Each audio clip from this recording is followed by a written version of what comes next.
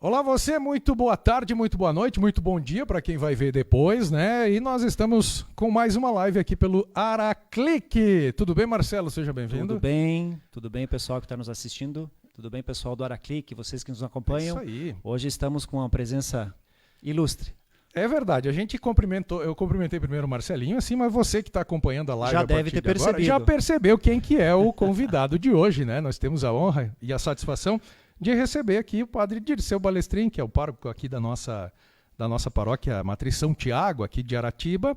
E hoje o padre Dirceu vai contar a história dele. Seja bem-vindo, padre Dirceu. A gente estava falando aqui no bastidor, podcast. Pode ser, é uma palavra bonita, né? Podcast. Seja bem-vindo, padre Dirceu. Tudo bem? Tudo bem. Uma saudação especial, Paulinho, para ti. Uma saudação, Marcelinho. Né? E uma saudação também a todas as pessoas que nos assistem. Do Araclick. E tu viu que o microfone dele não está funcionando? Tu percebeu? Alô, eu estou percebendo. Tu percebeu? Vamos fazer lá. o seguinte, ó, o ao vivo é sempre maravilhoso. A gente tem um improviso aqui, isso faz parte, né? Você que está acompanhando aqui. Eu vou dar o meu microfone, eu vou ali atrás, eu vou pegar. Provavelmente deve ser um cabo aí, alguma coisinha, mas a gente vai dar um jeito aí nisso aqui já nesse momento. Vamos lá, preciso de um auxílio técnico aí. É rapidinho. Equipe técnica, vamos lá. Como diria o Faustão, né? Quem sabe faz ao vivo. Pequeno contratempo técnico.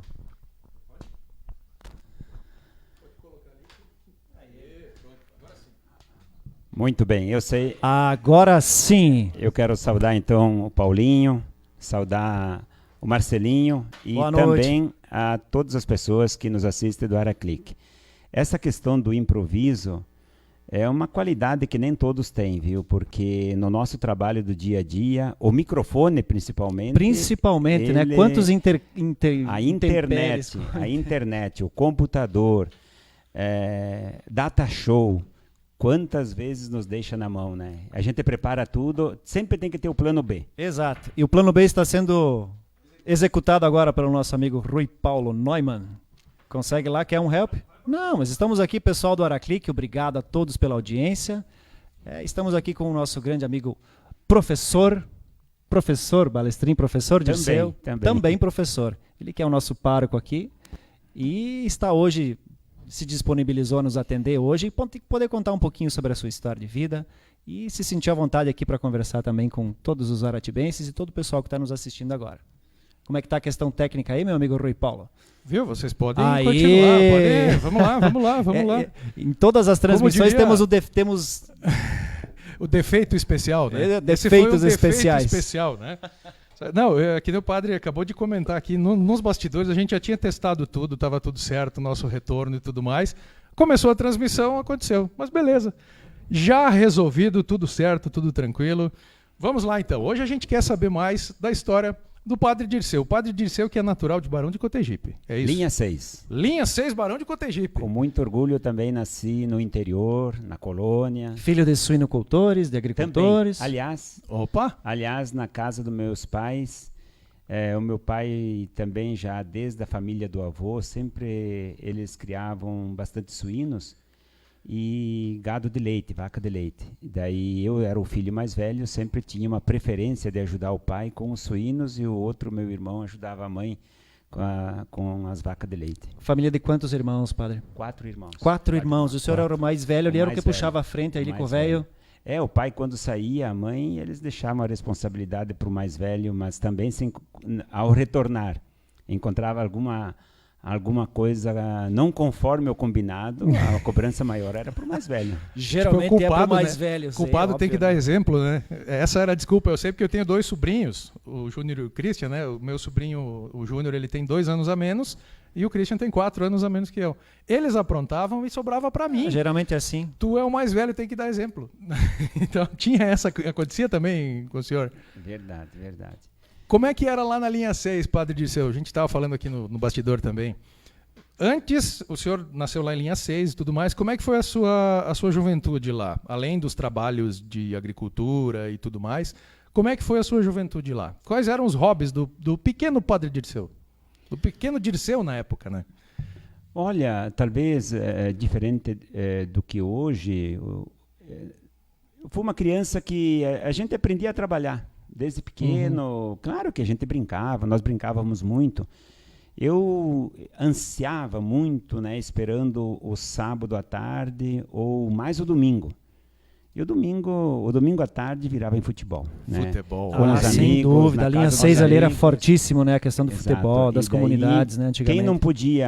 Quem não ia na igreja de manhã, as pessoas de mais idade não deixavam a gente subir no caminhão à tarde. Era uma época que a gente ia de caminhão. Sim. Né? Sem ô, dúvida. nas Quem não comunidades passou por jogar isso, a futebol. gurizada aí, ó. O pai era Essa é da motorista. nossa época Poeira. também. Aí. O seu Seno levou bastante gente de Com caminhão. com correntão no meio, às Aham. vezes dava aquele banquinho, às baquezão, vezes, o pra pessoal, segurar. pessoal ia, transpunha a corrente e ia parar no final da O Código carroceria. Brasileiro de Trânsito não contempla isso, Não, né? naquela Isso época foi, era o que naquela tinha, né, época era Balestrinho? Não diferente, tinha outra né? forma de transporte, né?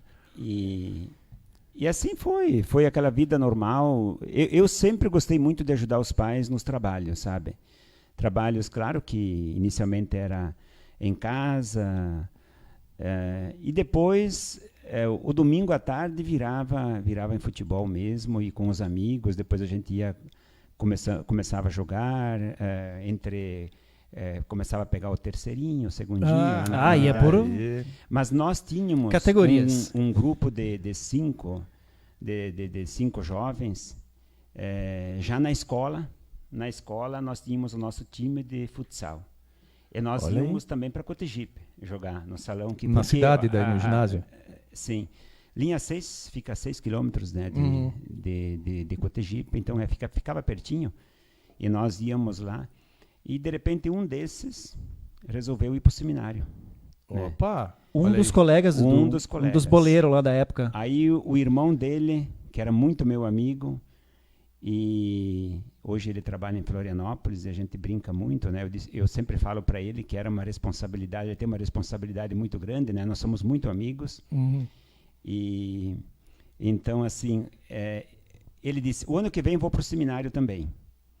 Eu fui para casa e dizia para o pai e a mãe, mas olha, como os meus 2 amigos foram para o seminário, ano que vem eu vou ficar fazendo a 5ª série sozinho. Eu quero ir para o seminário também. Aí foi um padre visitar a escola, e eu disse, eu gostaria do ano que vem ir para o seminário. Mas assim, era aquela vontade de ir, né? Porque as motivações, alguém vai dizer, mas foi essa a motivação inicial? Foi. Né? Foi o início, claro, né? que tinha toda uma vivência de família, na comunidade. Eu gostava muito, desde pequeno, me envolver nas celebrações. Nem que era uma prece, uma coisa assim, né? Ajudar de alguma forma. Eu gostava de né? ajudar. Eu gostava de alguma forma. Não tinha coroinhas, evidentemente, naquela época, né? E aí nós fomos para o seminário. E ainda um irmão era gremista, o outro um era do Inter, outro do Grêmio.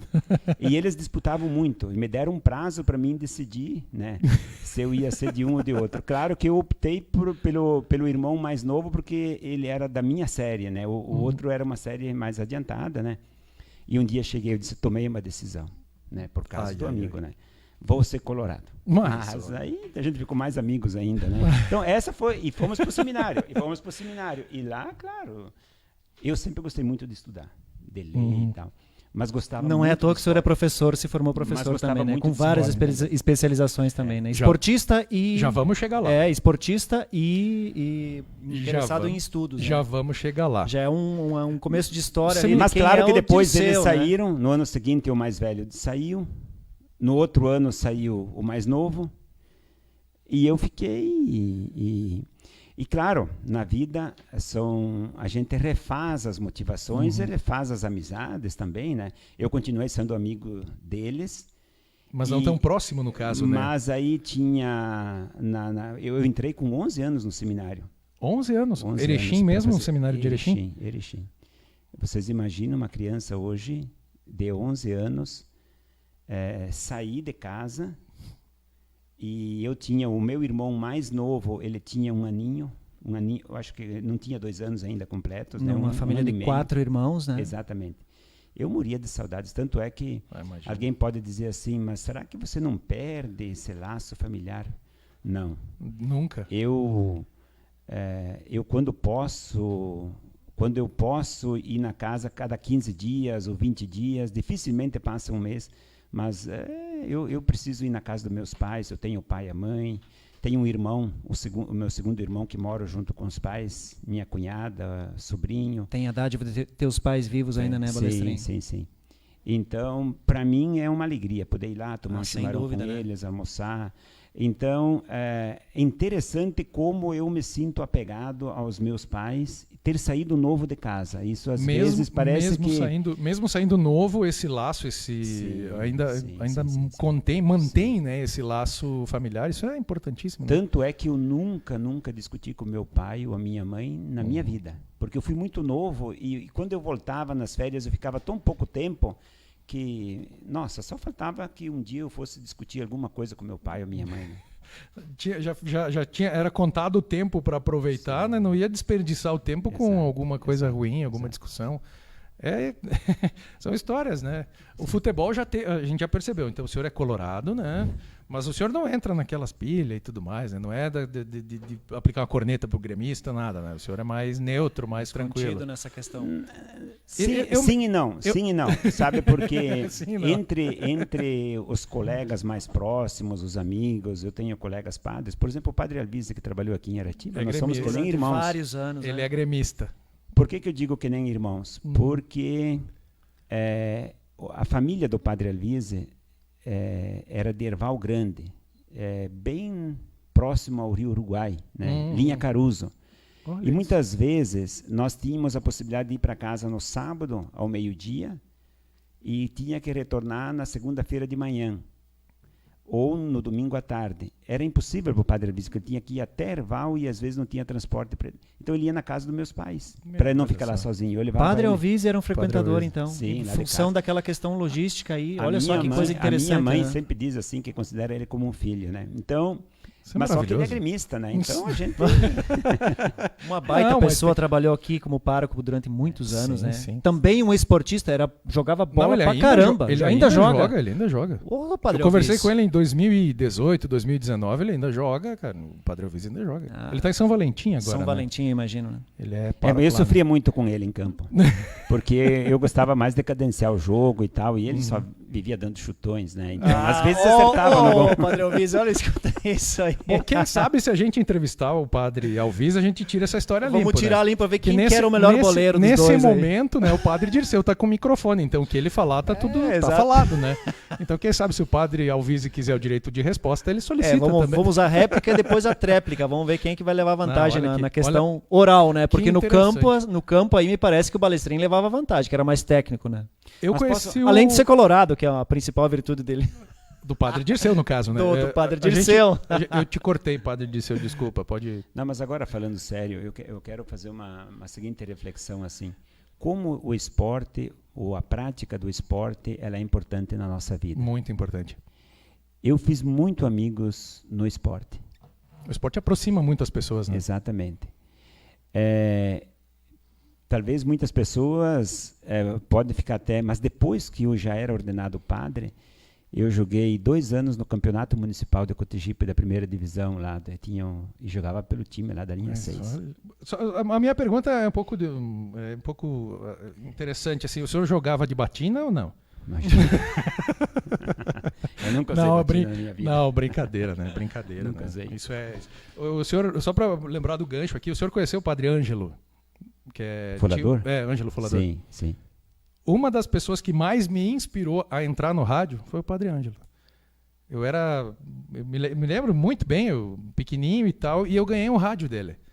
Eu fui na Rádio Aratiba visitar, eu me perdi, eu fui lá, o Padre Ângelo veio conversar comigo, tudo mais, o Padre Ângelo me mostrou a rádio, e depois ele me deu um radinho de presente. Eu tinha ele até pouco tempo atrás. A partir daí eu comecei a me interessar um pouco mais por rádio. Yeah. Uma das pessoas que mais me motivou a entrar no rádio foi o Padre Ângelo. Tinha essa, quando você visitava a rádio, ele fazia questão de mostrar ele gostava de explicar tudo. Ele era um profundo conhecedor. Eu tenho um carinho enorme pelo Padre Ângelo, infelizmente, né, já falecido, mas eu tenho um respeito, um carinho enorme, e ele foi uma das pessoas que mais me inspirou para entrar no rádio. Então eu tenho um carinho especial. O Padre Alvise também, a gente sempre conviveu e tudo mais. Com 16 anos, o Padre Alvise, na época, era o diretor da Rádio Aratiba. Eu fui me oferecer, mas 16 anos não tem como, né? Questão. Hoje eu entendo que naquele dia lá que ele disse, não, ó, não tem como te contratar. Hoje eu entendo o que ele fez. E eu guardo isso com muito carinho, porque a gente evolui, a gente aprende, daí o senhor também é administrador, essa questão de 16 anos, mas há 20 anos atrás, pouco mais de 20 anos atrás, trabalhar com 16 anos era um pouco mais complexo e tudo mais, né? Mas eu tenho essa história com o padre Dirceu e o padre Alvise e o padre Ângelo Folador. Essa família eu tenho um maior respeito, um maior carinho e eu guardo essas amizades, o padre Alvise também até hoje, né? Um grande amigo, mas a gente não tem tanto contato, né? Quando eu trabalhei na Virtual FM em Erechim, ele vinha bastante ali no seminário, ali na Virtual, a gente conversava bastante, mas daí depois a gente acabou perdendo contato e tudo mais, mas eu tenho o maior respeito, o maior carinho por essa família aí também. Queria deixar registrado. Mas voltando assim para concluir também essa questão do esporte, da importância, né? Eu fui vice-diretor 5 anos, fui diretor do seminário e esses 10 anos que eu passei no seminário de Fátima, eu jogava futebol junto com o time do seminário. Olha aí. E muitos dos seminaristas aqui, mesmo aqui de Aratiba, eles que estiveram no seminário sabem muito bem. O Leonardo Bortolotto jogamos juntos, né? O Pudim. Tem a família. O senhor ainda Basso. joga futebol, padre Dirceu? Não, já parei. Estava jogando com o Pudim? Mas Mas jogou até, foi a categoria veterano master, ele jogou até... Sim, eu cheguei de jogar um ano na primeira divisão do Municipal de Erechim. Olha aí. Que era a Eletrônica Erechim, a família do... O seu Stankiewicz. Sim, do era Adilson, a família, o pai do André, Adilson, do Adilson, do André. Olha que hoje aí, é cara. o presidente do Ipiranga Futebol Ele Clube. é o presidente do Ipiranga. Então nós temos uma amizade a partir do futebol daquela época. Exato, tanto que ele hoje exerce uma função administrativa cargo dentro do Ipiranga, né? Exato. Ele É também um é cargo- um fanático por esporte, professor. Foi meu professor de eletrônica, inclusive. Sim. Olha como o mundo é pequeno, né, cara? Presidente de Ipiranga, né? Presidente do Ipiranga. Por pouco não foi E o finalista irmão do- dele, era o meu professor também na eletrotécnica, o André era meu professor de elétrica, né? Por 2 anos foi meu professor. E o Adilson, os manos, né? Os conhecedores ali, bom, hoje são empreendedores, né? Tem a Eletrônica Erechim aí, uma empresa que está estabelecida há muitos e muitos anos Nossa, em Erechim, muito né? tempo mesmo, né? É. Como é que... E daí depois eu parei, então com o futebol eu tive um Pendurou as problema. chuteiras. Eu tive sim. Olha, falar de pendurar a chuteira, isso é um fato assim. Eu comprei uma chuteira nova. Olha, Barbaridade. Essa que te atrapalhou. Comprei uma chuteira nova. Eu Ai. literalmente pendurei a chuteira nova. nova. Não Nossa. pendurei aquela Eixa velha. vida. Nossa. Eu comprei uma chuteira nova porque nós tínhamos um jogo importante. Uhum. Nós jogamos, o time do seminário, nós jogamos no campo de Ipiranga com os juniores. Rapaz. Eles vieram inaugurar o nosso campo do seminário. O senhor era juniores. boleiro mesmo, Balestrinho. Sim. Caramba. Mas aí eu tinha um jogo, não sei como é que era lá, e era importante, fui comprar uma chuteira nova. E vocês não acreditam, mas do nada eu precisei fazer um exame. Tinha um calo na minha perna que era, sabe que nem um calinho que eu achava que era da caneleira que usava e tal. Tipo assim, nada anormal, né? E Só foi durante ver. aquela semana que antecedeu o jogo, foi dia 5 de março Nossa. de 2008, constatou que era um tumor maligno. Olha aí. Ali foram 2 cirurgias, 9 meses usando muleta, tive que fazer Químio, rádio. Puxa Foram, vida. foram Que quase 40 coisa. sessões de rádio, Caramba. 15 sessões de hiperbárica, que Nossa. naquela na época câmara hiperbárica, foi né? o médico aqui de Aratiba, O que Fabrício? instalou, o Dr. Fabrício, Dr. Fabrício Reck. Baita que ele profissional. instalou, pela primeira vez, eu acho que só tinha em Erechim, perdão, em Porto Alegre, e ele instalou antes do que Caxias, que foi a terceira cidade. A segunda cidade foi Erechim. Uhum. No Santa Mônica e ali, ele né? instalou lá no Santa Mônica. E eu diria assim, que foi muito importante porque eu fiz um enxerto e a rádio que queima muito em cima, daí aquele enxerto É não deu complicado, muito certo, sim. né? Ela gera um dano terrível, principalmente Mas foi pele assim, e daí tecidos daquela internos, vez, né? aquela vez eu disse, vou praticar alguma outra coisa, mas o problema foi que daquela vez eu parei com o esporte. Na E verdade, por uma finalizou- questão É, de necessidade. Foi né? necessidade, né? Então, o pendurar das Eu- chuteiras foi foi. um pouco Foi menos- forçado. E a né? minha chuteira ficou pendurada durante um bom tempo, a chuteira nova. Depois eu dei para um sobrinho meu de presente. Ah, e ele usou e saiu decolando com a certeza. chuteira. Já começou bem, né? Já começou muito bem. Mas que coisa, né? Particularmente, eu não conhecia essa história. Não, Padre né? Dirceu. Essa Obrigado questão... por compartilhar com a gente. Pra tu ver que as dificuldades também surgiram, Às vezes a gente... Nós comentávamos aqui, fora do ar, bastidores, algumas outras lives. Todo mundo tem uma história para contar. Todo mundo. Qualquer pessoa tem algo a acrescentar. E a gente vai, durante as transmissões, vai vivendo e aprendendo e conhecendo também. O nosso intuito aqui, você que está acompanhando, vai acompanhar depois, é conhecer as pessoas. Eu, particularmente, não sabia dessa história, Padre Dirceu. As questões de saúde sempre são Agradeço um pouco mais... muito pelo senhor estar compartilhando, porque pelo simples fato do senhor estar compartilhando com a gente, significa que o senhor já superou isso. Né? Foi um momento difícil, foi um momento muito difícil, né? Vamos dizer muito difícil pelas palavras que o senhor citou, e se o senhor está compartilhando com a gente, significa que o senhor venceu.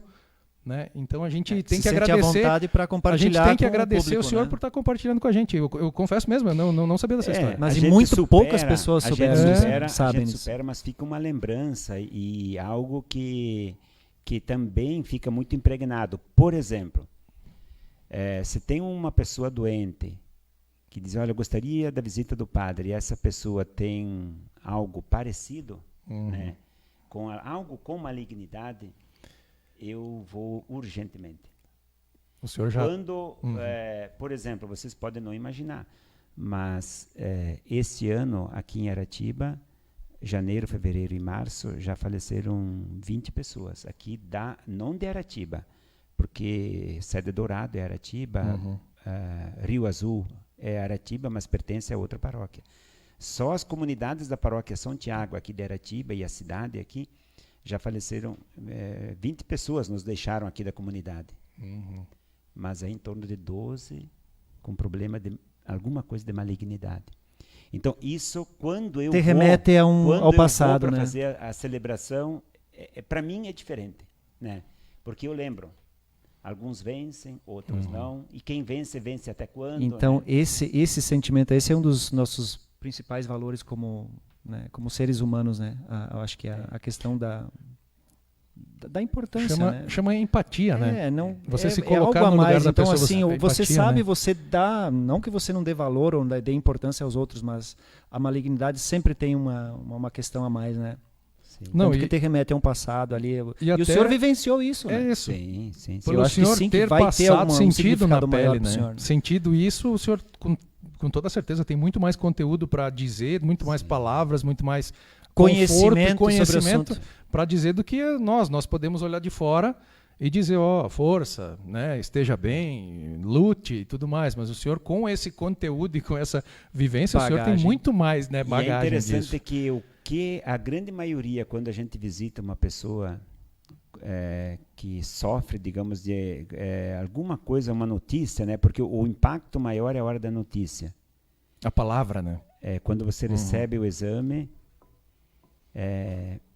às vezes eu dificilmente chorava, mesmo como criança. Eu não me lembrava de ter chorado alguma coisa. Às vezes eu me lembro quando o meu avô paterno faleceu, os meus irmãos até choravam, que eram menores, e eu ali, né? E eu dizia, mas será? Daí eu pensava assim, mas será que eles são mais... Eu sou mais forte, eles são mais fracos? Será que eles têm sentimento e eu não tenho? Sabe? A liberdade de você se fazer esse questionamento. Cada um reage à sua maneira. Mas no dia que eu recebi essa notícia, eu fui para casa, coloquei o carro na garagem, eu acho que por uns 10 minutos eu fiquei chorando. E aliás... Sozinho, solito. Sozinho. E alguém me disse que eu não podia nem... Porque eu não lembro por onde eu fui para ir para casa, sabe? Porque daí tu vai e enxerga direito, né? Então, assim, tudo que as pessoas... Porque o impacto da notícia, ele marca muito, né? E depois vem aquele momento que você... Mas por que eu? É como se você brigasse com Deus. O primeiro momento você briga com Deus, né? Por que eu? Por que tantas pessoas fazendo coisas erradas e... né? Então... no caso do senhor, e a tendência, tendência... é esconder a notícia, que ninguém saiba. Acho que são as fases da malignidade. Primeiro coisas. A negação, depois a aceitação. Negar, não falar para ninguém, esconder e brigar com Deus. Depois, quando você começa a aceitar, porque isso aconteceu comigo, né? Quando você começa a aceitar, eu via que todo mundo rezava para mim e eu não conseguia rezar. Paulinho, Marcelinho, eu começava o Pai Nosso e não conseguia terminar. Forte e daí isso. eu fiquei uns dias sem rezar a missa, porque a concentração era mínima, né? Depois não, depois da aceitação, aí você vê, você se une com quem está torcendo para, olha, você realmente aceita toda a boa vibração, todo o cuidado, né? Sim. São as fases, eu acho, de toda essa questão. Então, por isso que hoje eu vivencio cada vez e me coloco no lugar e talvez as minhas palavras até podem ajudar por ter vivenciado isso. Com certeza o senhor tem muito mais conteúdo para dizer sobre esse tema do que, por exemplo, eu que não vivi isso, né? Uhum. Eu posso dar uma palavra de conforto, né, incentivo, mas o senhor falar da sua vivência, o que o senhor passou e que o senhor venceu isso, para uma pessoa que está vivenciando isso, faz toda a diferença. É uma grande vitória de vida. É a empatia, né? Você se coloca no lugar da outra pessoa e nesse sentido o senhor já se colocou, já esteve no lugar, né? Então isso é... Como é que é hoje? O senhor faz um acompanhamento, tudo mais, seguidamente os check-ups e tudo mais. Sim. Tem que fazer, né? Como é que funciona o pós depois? Como é que foi essa? Até pouco tempo atrás, porque a parte mais crítica são os primeiros 5 anos, 6 anos, né? Uhum. Então, no meu caso aqui foi 2008, 10 anos, né? Já estamos em 23, então já são... 15 anos. Quase 15 anos, então... Mas primeiro a gente fazia bem assim, cada 3 meses, exames, né? Principalmente uma ecografia abdominal, depois cintilografia óssea, porque na época tive uma dúvida também, né? Quanto se já estava no osso ou não. E depois vai cada 6 meses, cada ano, e agora cada 2 anos eu vou lá, faço um exame geral. Mas tem que fazer um acompanhamento. Está plenamente sempre, em remissão, né? Pô, que bom, né? Que coisa boa. Isso, o senhor, como é que foi para o senhor agora, voltando lá? O senhor foi ordenado, a gente estava conversando hoje à tarde, como é que funciona? O seminarista, tu citaste aqui o Leonardo Bortolotto, por exemplo, ele foi seminarista. Como é que funciona? Ele, no final lá, quantos anos são? São 10 anos de seminário? Não, depende da série que a gente entra. Sim, né? No final lá, como é que funciona na decisão lá? Então, a partir de hoje, existe uma escolha, né? Isso, tem isso, como é que funciona? Você vai ser padre, você vai ser ordenado. Como é que funciona naquele momento, por exemplo, que nem ele estudou com você lá no seminário, frequentou, mas ele não é padre. Como é que funciona essa situação? É uma curiosidade. É uma decisão pessoal. É pessoal mesmo. Chega lá no final, aqui tu concluiu, se tu quer... É uma decisão pessoal. Eu entrei no seminário em 75, tinha 11 anos e tinha 28 alunos. Desses 28, só eu fiquei padre até o final. Depois, no ano seguinte, entrou, então, tinha 42 alunos. Interessante como essas coisas marcam, né? Eu faço e eu lembro às vezes o nome de quase de todos eles. Hoje me encontro eles, é mais fácil para eles me reconhecerem, né? Getúlio, onde a gente vai, e aí então a gente lembra pelo nome, diz o nome, a gente já lembra da pessoa, né? Agora tinha 42 na 6ª série, inclusive aí entrou o Padre Albise naquele ano. E aí nós ficamos muito amigos, e daquele ano de 42 só ficamos em 3, só que depois um desistiu e ficou, hoje estamos o Padre Albise e eu. Mas enfim, eu entrei, eu fiz a 5ª, 6ª, 7ª e 8ª no seminário, e depois o 1º, 2º e o 3º ano do ensino médio. Então eu fiquei 7 anos, terminei o ensino médio. Todo estudo, né? O fundamental e o segundo grau. Aí tinha, naquela época, normalmente, quem ia fazer filosofia e teologia ia para Viamão, mas lá teve um probleminha lá que a gente não vem ao caso, mas as turmas que foram anteriores ao Padre Albise, o Padre Jair, que depois no ensino médio entrou o Padre Jair, que hoje também é padre, um colega nosso que trabalha na paróquia, ele é o coordenador de pastoral da diocese hoje, e aí nós fomos para Ponta Grossa, no Paraná. Então tive a oportunidade de ir para Ponta Grossa. E foi outra experiência de vida, né? Sair de Erechim e ir para o Paraná. Ponta Grossa não é uma região, fica de Curitiba, quem vai para São Paulo vai um pouquinho... Tem alguns que vão aqui por Guarapuava, Ponta Grossa, e vão para São Paulo, né? É uma região que tem muito pouco gaúcho.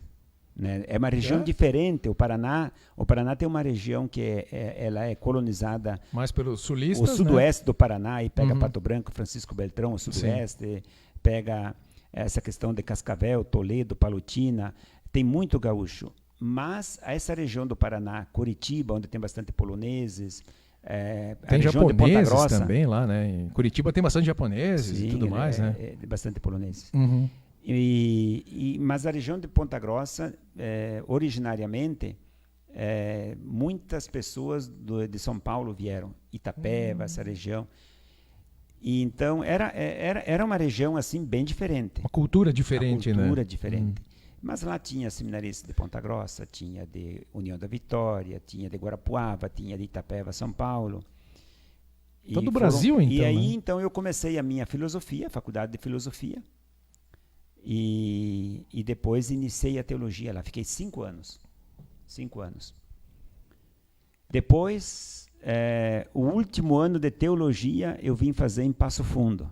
Já começou a chegar mais para perto. Já Porque mais tinha aberto um instituto ali, e tinha um dos colegas nossos que ele queria voltar para o Rio Grande do Sul. Não queria, eu queria terminar lá em Ponta Grossa, eu gostava muito de lá, sabe? Aí viemos para Passo Fundo, então concluí a teologia. Mas qual foi o que bateu na trave aí? Eu não tinha idade para ser ordenado padre. Então os colegas meus foram, né, da nossa diocese, Padre Gladir, que hoje trabalha na catedral. Qual foi a solução? Qual foi a solução? O senhor já tinha a idade? O bispo disse, o que eu vou... Porque a idade mínima é 25 anos. Tem que tem ser essa 25. questão aí, pessoal. Eu estava terminando a teologia, por exemplo. Por exemplo, 17, 18 anos termina e tinha o segundo 23, grau e depois mais... quase fazendo 24. E aí o bispo disse, o que eu vou botar você aonde? O que eu faço com você, garoto? Meu menino prodígio, se formando tão cedo. E eu disse assim, nenhum problema. Daí o padre Jair também estava junto. O padre Alvise tinha parado um ano para ajudar em Erechim. Eu voltei, nós falamos, padre Jair, vamos fazer uma especialização na área de filosofia, que já tínhamos feito o curso de filosofia. E daí vamos para Lorena, São Paulo. A gente ia atrás, né? Lorena, São Paulo, chegou a dar um pulinho mais para perto do Passo Fundo e já deu um salto lá para cima de novo. Tem a Unioeste de Cascavel, que tem um campus em Toledo, que é de quem quer fazer esse ano de filosofia, de especialização. Fui lá. E ali começou uma certa experiência também de professor, porque enquanto eu fazia o padre Jair e eu fizemos uma prova na época, né? Que o Estado do Paraná, a Secretaria de Educação do Estado do Paraná, queria para a formação de professores do ensino médio, e alguém que já tivesse formação nessa área de filosofia e teologia. Aí, padre Jair, vamos lá. Então fizemos, passamos. Então eu tive a oportunidade de trabalhar na cidade junto com o padre Jair, fizemos todo um projeto de formação dos professores, né, estaduais. Olha, foi a primeira experiência e foi muito interessante para nós. Então, ali em Toledo, Assis Chateaubriand, que é a capital do trigo. Nossa, quem diria? Isso é uma novidade plena para todos. Roxa, isso Terra antes... Roxa, Guaíra. Então, nós fazíamos a nossa faculdade à noite, e de dia nós íamos, então, para essas... isso antes da ordenação, isso, né? Antes da ordenação. Antes da ordenação, lá por 27 anos, 26, não sei quanto tempo o senhor ficou nessa... Antes dos 25, isso, antes né? Dos 25. Sim, antes então, dos 25. Antes de ser padre, o padre Dirceu já era professor. Sim. Então, já era professor antes de ser padre. Fizemos essa experiência, foi muito boa, assim, porque conhecemos outras realidades. Nossa, que maravilha, que satisfação poder... Conhecemos professores, conhecemos professores que eram de outras igrejas irmãs, né, principalmente luteranos, em Assis Chateaubriand e Palotina, que, olha, depois, na nossa ordenação, na minha ordenação aqui em Cotegipe, na ordenação do padre Jair, eles vieram de lá do Paraná. Nossa, então, aquilo que coisa boa. A gente faz uma relação de amizade, de amigos, né? Que isso é muito importante. Além do conhecimento, né? desde o conhecimento técnico até todo o conhecimento de vida, essa a vivência, realmente. A vivência, essa convivência com pessoas diferentes, entre aspas, né? Sim. Entre aspas, isso só nos engrandece, né? Se você tem aquele intuito, aquele bom coração de absorver as coisas boas que os outros têm a oferecer, a gente só cresce, né? Não tem outra explicação. Então a gente está aí, o padre Dirceu não era padre ainda, mas já era professor. Já era professor antes de ser Antes padre. de ser ordenado. E bem novinho, né? hein? Bem Olha, novinho. antes dos 25. E aí depois, onde foi a ordenação do senhor? Como é que funciona? Você que escolhe ou a diocese vem? Não, vai ser ordenado e vai para a paróquia tal. Não tem uma... Daí assim, claro, existe toda uma liberdade, né? Porque é um compromisso que empenha a vida, né? É que nem um casamento. Você empenha a vida nisso, né? Você abre realmente é uma escolha, né, Você padre? abre mão de ter a tua família. É uma escolha. O padre é uma pessoa normal como as outras, né? E se não fosse assim, não deveria nem ser ordenado, né? Com certeza. Exato. Teria que fazer terapia ou sei lá, qualquer outra coisa, né? Mas o padre é uma pessoa normal. Agora... muitas vezes se perde um pouquinho dessa noção, né? De que você também é uma pessoa... O senhor falou de família. Eu só quero colocar algo assim, Paulinho. À vontade. E Marcelinho. Por exemplo, a formação de uma família no mundo muçulmano é diferente de nós aqui do mundo ocidental. É diferente. Em que sentido o senhor diz, padre? Por exemplo, lá um homem, ele tem às vezes 3, 4, 5 mulheres, né? Ou até uma mulher A pode realidade ter mais. e a normalidade lá são aqui, totalmente diferentes. Quando no casamento você escolhe e assume o compromisso com uma pessoa, né? E a tua família, os teus filhos, é diferente? Sim, com certeza, né? E vai tentar explicar para eles que assim aqui é melhor, ou eles vão querer explicar que... Né? Então, assim, a vida, quando você assume, é algo... a gente faz por escrito, um termo de liberdade, né? E você vai se moldando para isso, né? Se você gosta, não gosta, porque... Tem que gostar muito. Né? Não, sem dúvida. É uma muito. escolha para o resto da vida. Né? Exatamente. Na verdade, o senhor falou aí, cada pessoa vai escolher a sua família. O senhor, depois que virou padre, né, depois de ordenado e tudo mais, a família do senhor acaba sendo a comunidade como um todo. A comunidade como um todo. Alguém diz assim, a igreja é a comunidade. Porque toda, né? As paredes, né, você não... eu não fiquei padre para paredes, eu fiquei padre para a igreja, que é uma comunidade de pessoas, né? Então, é para eles que você trabalha, que você... E, claro, para isso tem que ter fé, para isso tem que ter... Toda a questão, exato. Muitos requisitos. Tem que ter uma dimensão, uma esperança, assim, na dimensão da eternidade, senão não vale a pena. Né? Exato. Mas isso é uma outra coisa que seria uma discussão assim muito mais forte, para ser aprofundada, muito mais, né? Mas daí eu naquele ano nós concluímos lá em Toledo, daí eu tinha completado 25 anos. Aí já podia ser ordenado. Já estava habilitado. E aí fui ordenado e fui trabalhar no seminário de Fátima. O bispo me colocou a trabalhar no seminário. Então o senhor veio de lá diretamente para Erechim. Lá diretamente. De lá para cá. Sim, daí sim o senhor Erechim é a minha diocese. Retornou, exato. Para nós assim, veio bem mais para perto, né? O que é uma diocese? É que nenhuma a AMAL tem aí os 30 municípios da AMAL. A diocese tem 30 municípios, que são 30 paróquias. Não necessariamente cada paróquia é um município, né? E nem vice-versa. Por exemplo, o município de Aratiba tem 2 paróquias. Mas a paróquia de Estação tem 3 municípios, né? Que é a Estação, Ipiranga e Arebango, né? Por exemplo. Aqui, as paróquias aqui aqui a sede de Dourado, né? São as 2 paróquias de Aratiba. Aqui na cidade aqui de Aratiba e Dourado. Isso, né? são as 2 paróquias. Né? Eu acho que é o único... Aratiba tem 2 paróquias e Erechim que tem 7. Senão... Todas as outras têm uma paróquia, às vezes, para o exemplo que o senhor deu. Para 2 municípios. 2 ou 3 municípios, né? 2 municípios ou 3 municípios, que nem a da Estação. E aí eu trabalhei 10 anos. Por onde passei, sempre trabalhei bastante tempo. Então, eu trabalhei 10 anos, entrei no seminário, e o seminário, olha, na época, ali tinha bastante seminaristas, né? E tinha uma época que tinha 40, 50, depois... no final, ali, quando eu fui diretor, já tinha 100 e poucos alunos, 127 uma época, eu me lembro que tinha, e umas cozinheiras lá falaram que na semana da Páscoa, quando alguns iam para casa, era para desligar alguns, porque 127 era muito gente e tal, né? Então a gente esperando que alguém contasse alguma coisa. Mas tem essas situações também. Essas histórias. Mas eu, quando entrei no seminário, tinha quase 200. Nossa! Mas depois, quando eu fui trabalhar no seminário, tinha um pouco menos. Mas eu acompanhava os seminaristas, eu dava aula para eles, eu almoçava junto com eles, eu ia trabalhar com eles todos os dias, tinha um período de trabalho, eu ia jogar futebol com eles. Né? Olha aí. Pode só perguntar aí quem os seminaristas que passaram. E quando eles estudavam por ali, ou se eu pudesse estar junto.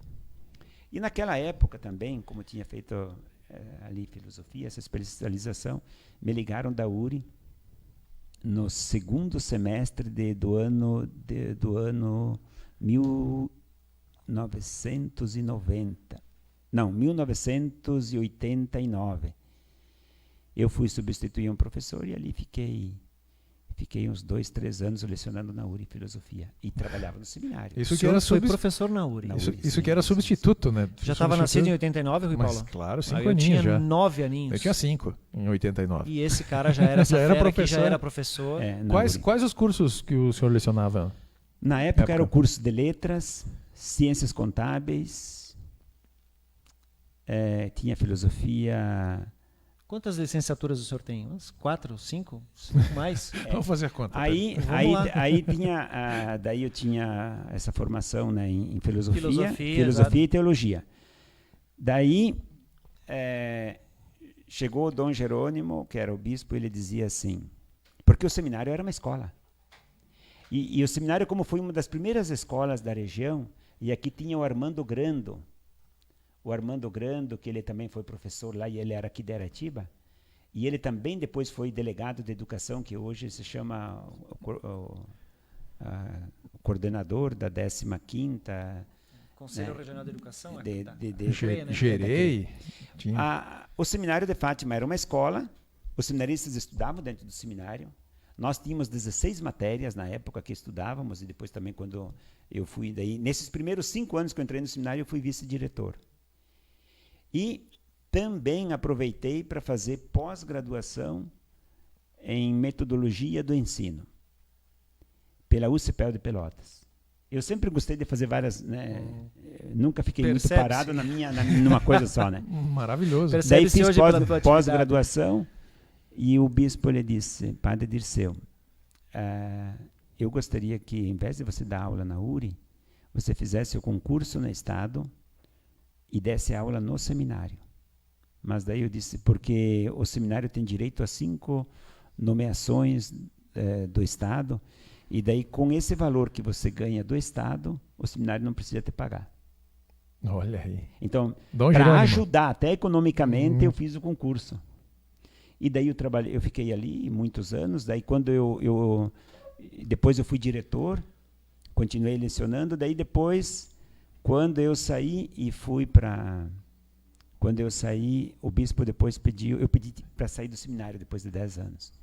O senhor pediu para sair? Eu pedi 10 anos, né? Eu acho que eu entendo que a gente não fica muito tempo, né? Não é bom que um padre fica pouco tempo, é ruim porque tu não conhece nem pelo nome as pessoas. Não, né? cria raízes. Não né? cria raízes. Isso. Mas depois fica muito tempo, eu acho que também não é interessante, nem para mim e nem para a comunidade. Acaba acostumando, porque se você faz sempre aquele mesmo trajeto, né? Tu vai sempre nos mesmos amigos, os outros já não tem, né? Ou, sei lá. Então, para a gente se renovar um pouquinho, até a questão né? da renovação, ter novos e desafios, pelo fato do senhor também ser bastante ativo, né? querer descobrir sempre conhecer coisas pessoas diferentes. Depois eu gostaria de falar um pouquinho assim. Eu gosto muito, muito de ter amizades com pessoas diferentes que pensam diferente do que eu. Porque é a oportunidade que eu tenho de conversar. Está aí um princípio básico da inteligência, né? É verdade. A discussão, o contraditório. O contraditório. O contraditório, o debate, não a discussão. Ele me torna melhor, o contraditório. Mas aí são pessoas que, assim, principalmente pessoas com o conteúdo, com a vivência que o senhor tem, basicamente são movidas a quê? Digamos assim, a contradição. Né? Não a discussão, não, o debate, a discussão, o contraditório. Né? A discussão pode haver, desde que haja o respeito. Desde que ela seja o contraditório, respeito, né? é isso. Você pode ser contra a minha opinião, mas nem por isso eu vou faltar com respeito com o senhor. senhor. O termo técnico para isso é isso. debater. É um embate, debate. Isso. Né? Isso é maravilhoso. Às vezes você ficar no seu mesmo pensamento, na sua mesma rotina, que nem o senhor citou aqui com a gente. A vivência, a convivência em um outro lugar, em uma outra cultura, em um outro estado, isso também engrandece a gente. Mas sem dúvida. São experiências que a gente vai levar para o resto da vida. Talvez as experiências que o senhor tem, viveu, nós não vamos ter. Nós vamos passar o convívio. O senhor citou aqui do Paraná e São Paulo. Eles tomavam chimarrão ou eles tomavam mais café? Lá. Sim. Ponta Grossa ninguém toma chimarrão. Aliás, aquela região lá. É muito difícil alguém lá onde eu fui, Ponta Grossa, tomar chimarrão, por exemplo. É interessante que é uma região que quase... O sotaque deles é um pouquinho um sotaque paulista. E eles diziam, vocês... Agora, claro, imaginem assim, os meus pais falavam italiano em casa. Agora, conosco, eles tinham... O pai e a mãe tinham um acordo entre eles que eles só falavam em português. Mas o português dele era do jeito deles. Mas entre eles dois e com os amigos, os vizinhos, as visitas que chegavam lá em casa, se falava tudo em italiano. Eu fui para o seminário que eu tive uma dificuldade muito grande de separar. Eu não sabia lá no seminário separar o que era português e o que era italiano. O padre Olírio, que ele é aqui de Sede Dourado, Olírio Estreia. Hoje eu conversei com ele Gaiteiro. também. Ele sempre gosta de contar umas piadinhas, então hoje de manhã esse também. É meu vizinho, né? Meu vizinho. E daí ele disse, eu fui para o seminário, eu só falava em alemão e todo mundo ria de mim. Então muita gente até desistia. Ou quem sabe aprenderam a falar o português quando começaram na aula, como é a questão dos meus pais. A minha mãe começou a aprender o português. Até ela só falava alemão. Aos 7, 8 anos. Ela começou a aprender o português na escola. É isso. Não é muito longe, não. Não muito longe daqui, né? Pois é. Então, quando eu fui, por exemplo, para Ponta Grossa, algumas coisas por exemplo, eu avancei muito mais na minha vida pessoal indo para Ponta Grossa, no Paraná, do que se tivesse continuado em Erechim. Porque em Erechim ninguém contestava a minha forma de falar. E lá eles diziam, Dirceu, mas não é sozinho, é sozinho. Principalmente a pronúncia dos gringos, dos R's, né? Os R, as escorregadas. Uma professora minha falava eu também tive esse problema. Nós ainda temos, né, o Salemão? Temos. O italiano tem o melhor e pior. Como é que é? É melhor e pelhor. Pelhor, né? Sim, não, ela o pelhor. Ela falou isso na sala de aula, que a dificuldade também, né? Do italiano, o que tem origem italiana, o que convive mais com a língua italiana, tem esse do melhor e do pelhor, né?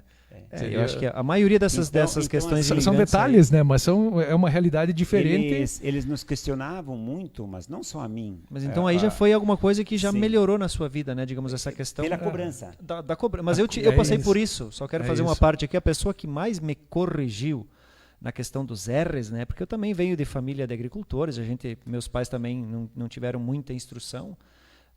Uma pessoa que sempre batia nisso, até se estiver me ouvindo, o professor João Flá. Ele era um ferrenho, ele me corrigia o tempo todo e por muitas vezes eu, por me sentir constrangido, eu pensei, não, cara, eu preciso melhorar isso.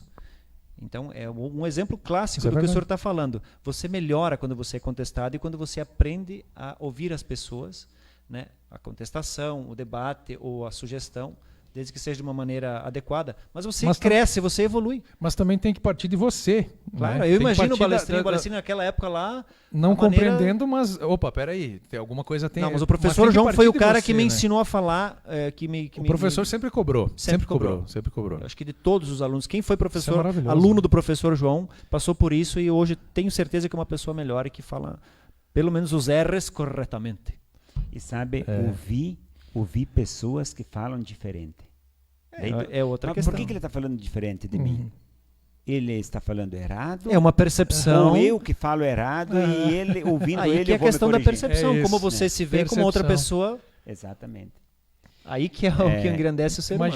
Imagina ficar lá em Florianópolis falando tudo cantadinho assim, meio cantadinho, meio rapidinho, daí tá tolo. Ali já é uma questão... É um sotaque diferente, eles falam rápido também. Dos Açores, dos açorianos, isso, portugueses. Eu fui pro Nordeste em 2017, 2018. Cara, eu fiquei maravilhado com aquilo, o ambiente e tudo mais. Mas a questão da linguagem, da conversa... Foi ali que eu percebi que o inglês, não existe um inglês perfeito, a língua inglesa. Tem a mesma situação, o sotaque. As palavras são as mesmas, mas a pronúncia, a forma de falar é diferente. Então tem pessoas que, lá em Concórdia tem bastante os imigrantes africanos, lá eles já sabem o francês, já sabem o crioulo lá da Angola, eles falam fluentemente o português, falam fluentemente o inglês. Então eles já saem de lá com 4 línguas. Às vezes eles misturam e tudo mais, mas conversar em inglês com ele, de acordo com o que a gente aprendeu na língua inglesa aqui, que tem que ser the best of pronunciation, cara, eles falam de uma maneira tranquila que você entende. É a mesma situação do Brasil. Vai um sulista vai falar com um nordestino, vai ter aquela dificuldade do ritmo. Né? Eu acho que a cadência é uma das questões. Isso, a cadência. Nós somos mais tranquilos falam, e tal. né? Lá eles falam muito rápido, né? Fala um pouquinho mais devagar. Cara, tu vai entender. A mesma situação nos outros idiomas. Tá brincando? Então, isso de você absorver, de você entender, compreender a realidade dos outros, só vai te fazer evoluir, só vai te fazer crescer, né? De qualquer maneira, né? E aí, então, lá eles tomavam mais café do que chimarrão. Com certeza. Ou não tomavam chimarrão. Ou não tomavam chimarrão Até nem porque café. A região de Ponta Grossa também produz café. Né? Ah, é verdade. Eles produzem, também produz café. É uma região fria, viu? Dificilmente dá geada, mas pega toda essa região ali dos Campos Gerais, que eles chamam, começa Guarapuava, Prudentópolis e Ponta Grossa, era uma região fria, mas não dava geada, e eles cultivavam café. Mas aí, interessante. Aí quando nós voltamos, daí para continuar, né, eu fiquei aqueles 10 anos no seminário e pedi para o bispo que eu queria sair. Ele disse, só se você for estudar. Foi enfático, Dom Jerônimo, determinante. Dom Jerônimo. Se for nessa área da filosofia, era o meu interesse, porque podia ser, né, ser útil para, de repente, a questão da URI, que estava ali, né, eu podia... Mas aí ele me disse, não, tem uma área de estudos que eu já pedi a alguns padres e eles não aceitaram. E que era direito canônico ou direito eclesiástico, direito voltado para a igreja, para as questões internas da igreja. Porque a igreja católica, ela também tem um direito próprio. A igreja católica, ela é uma igreja que tem toda uma organização. Por exemplo, a primeira organização de pessoas que você tem direito, que se ouviu, por exemplo, primeira organização de pessoas no mundo foi a igreja católica. Igreja. Não. Livro de batizado, livro de casamento, de óbitos, né? Isso esses registros. E guardados assim a 7 chaves. Se você levar a questão histórica, todos os grandes centros se formaram em volta do quê? Da religiosidade, né? Das igrejas, né? Então, o quanto de desenvolvimento, de evolução que as igrejas trouxeram para os povoados, para os primeiros povoados, e o quanto aquilo engrandeceu e desenvolveu. Organização, a questão da fé propriamente dita, né, da organização das festas, dos festejos, né, em comunidade. A igreja é fundamental na evolução humana. Isso com toda certeza. A religiosidade em si, né? Então, por isso que na Europa, principalmente, né, e mesmo aqui no Brasil, não tinha a certidão de nascimento. Como é que era naquela época, padre? Não tinha certidão de nascimento. E também não tinha casamento civil. O primeiro registro de uma pessoa era o livro de batizado. Por exemplo, era dentro da igreja, então era o primeiro registro do nascimento do batizado. A única que tinha esses registros era a igreja. Por isso que alguém diz assim, mas por que a igreja se deu o direito de ter um direito próprio, né? Que nós chamamos de direito canônico, que rege a igreja ainda hoje, né? Por quê? Porque era a única que fazia, que cuidava dessa organização de pessoas. Claro, elas tinham esse cuidado, né? De conselhos, né? Os conselhos. Nossa, sem dúvida. Por exemplo, a organização toda. Aqui tem um fato. em 1789, quando acontece a Revolução Francesa na Europa, também foi um marco. Não só um marco, para quem é professor de história e também está ouvindo, né? Não só um marco que dá o fim da Idade Moderna e o início da Idade Contemporânea, mas também porque depois, quando lá para o ano 1808, 1810, quando Napoleão Bonaparte ele assume no final da Revolução Francesa, ele assume o governo, ele diz, porque na época da Revolução, ou os padres ajudavam na Revolução, ou eles eram mortos ou tiveram que fugir. Os bispos fugiram, quer dizer, terminou, cadê os padres? Não, cadê a Igreja Católica? Mas não tinha mais bispo, não tinha padres, né? Aí, o que ele fez? Ele pegou e instituiu, por exemplo, a certidão de nascimento, na França, 1810.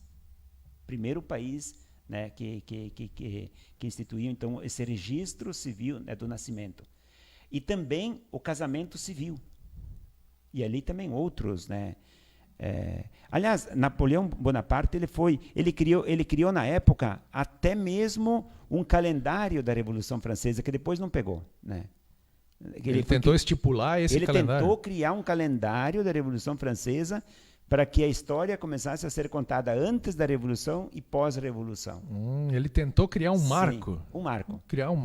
Não conseguiu. E ali eu vejo assim que, olha, pelos acertos e pelos erros, ele acertou, né? Por exemplo, o registro civil, o casamento civil também. Tanto é que hoje a igreja acha extremamente importante para regularizar, para dar direitos iguais, homens e mulheres no casamento. O casamento civil é extremamente importante. Tanto é que hoje quem vai fazer o registro para fazer o casamento religioso, a gente já pergunta, já casou no civil? Vai casar? Ah, não, eu não vou casar no civil, eu quero casar só no religioso. Olha, mas precisa uma licença do bispo. Eu, padre Dirceu, não posso fazer um casamento religioso se alguém não aceita casar no civil antes. Se não tem o civil, existe esse pré-requisito hoje. Sim. Para mostrar a importância. Exato, né? Não, mas é por isso isso aí. Por isso que também tem, e aqui no Brasil, né? Para então, se estabelecer justamente a questão da importância, exatamente. A história do Brasil começa em 1500. Mas o mundo já existia, né? Exatamente. Então, tudo que foi trazido para cá... Mas de 1800 para cá, por exemplo, na época do Império, não tinha... nós temos aí a necessidade e a insistência na primeira Constituição da República de 1889, quando foi criada a República aqui no Brasil, essa insistência bonita, né, na Constituição de 1892, quando ele diz assim que se devia olhar para a importância, a necessidade e obrigatoriedade do direito do registro civil e do casamento civil. Né? Então, aqui no Brasil é uma história recente, de um pouco mais de 100 anos. Foi um determinante, exato. Por isso que as pessoas dizem assim, mas se eu vou para a Europa, quero fazer um estudo da família. Eu quero fazer um estudo da minha família. Mas eles vão lá na Itália, por exemplo, se chama as comarcas, né? Na Alemanha não sei como é que eles chamam. Eu vou na comarca lá, seria aqui nos registros, vou procurar. Eles mandam, não, se é antes de, por exemplo, 850, porque na França começou 810, mas Itália, né, Alemanha, começou mais tarde. Se é antes de 840, 850, tem que procurar nas igrejas. Se encontra lá, você pode encontrar alguma coisa por escrito da sua família. Era os únicos registros que existiam eram naquela época. Então as pessoas às vezes não entendem por que isso, né? Que eles não têm nos chamados, né, similar aqui dos nossos cartórios. Até na própria questão cultural, padre, só te interrompendo, professor, a questão que o senhor mencionou, em 1500, né, foi descoberto o Brasil. E quando eu mencionei que o mundo já existia, então hoje é fácil você pensar dessa maneira. Tudo que veio para cá, todos os imigrantes já tinham vestimenta, já tinham a gastronomia, já tinham os seus próprios costumes, né? Então, a maioria do que foi inserido na nossa cultura hoje, obviamente que veio dos imigrantes, né? Então, são várias questões religiosas, principalmente a gastronomia, como eu mencionei, a vestimenta, né? A própria cultura, dança, a religiosidade, tudo foi introduzido aqui. Então, se você levar em consideração a grandeza, a riqueza cultural que é o Brasil hoje, né? O próprio Rio Grande do Sul, né? Se você levar em consideração, vamos partir para a questão mais próxima aqui, Aratiba, italianos, alemães, poloneses, né? Todos com as suas culturas próprias, né? Então, hoje, vou citar um exemplo assim, se eu perguntar para qualquer historiador ou para alguém de onde é que você tem o costume de, sei lá, um exemplo cultural, Natal, enfeitar o pinheirinho, né? Isso é um costume alemão, foi introduzido aqui pelos alemães. Né? Então, muita gente hoje perde um pouquinho dessa noção, a própria origem do sobrenome Balestrin. Né? A maneira como eram denominados os sobrenomes, a maneira como os imigrantes vieram para cá, toda essa tem uma questão histórica bem curiosa sobre isso também. Mas, se você parar e pensar hoje assim, cultura, língua, gastronomia, vestimenta, danças, né? Quando eu vejo hoje assim os grupos poloneses ensaiando as músicas, eu vejo que tem uma conhecida minha que ensaiam semanalmente. Espetacular isso. Espetacular. Dança alemão, CTG, toda essa questão aí. Se você pegar, por exemplo, o gaúcho hoje é a união de todos esses povos. Né? Não o povo gaúcho como etnia, mas é uma união de tudo isso. Tem tudo. O quanto é grandioso, digamos assim, a partir do descobrimento, toda essa questão cultural que foi introduzida no Brasil. Então, só fazendo uma parte aqui o que o senhor falou, né, a partir de 1500, ou nessa questão dos registros de igreja, o quanto é importante essa informação. Eu particularmente não sabia que os primeiros registros eram únicos e exclusivamente feitos, e o cuidado que a igreja tinha, né, de fazer isso. O quanto ela foi carinhosa nessa questão de fazer esse serviço, prestar esse serviço aí para como é que é o acesso a isso? Naquela época, né? Como é que é o acesso a isso? Por exemplo, eu tenho a minha família aqui, eu quero ter acesso a isso, eu quero pesquisar. Muitas vezes você nem precisa nem se reportar a tua igreja vai ter o registro também, né? Olha. Como é que funciona? Paulinho, por exemplo, assim, a igreja, ela sempre, quando tem um batizado ainda hoje, ou desde o primeiro batizado que foi feito aqui, nós temos 70 anos de paróquia.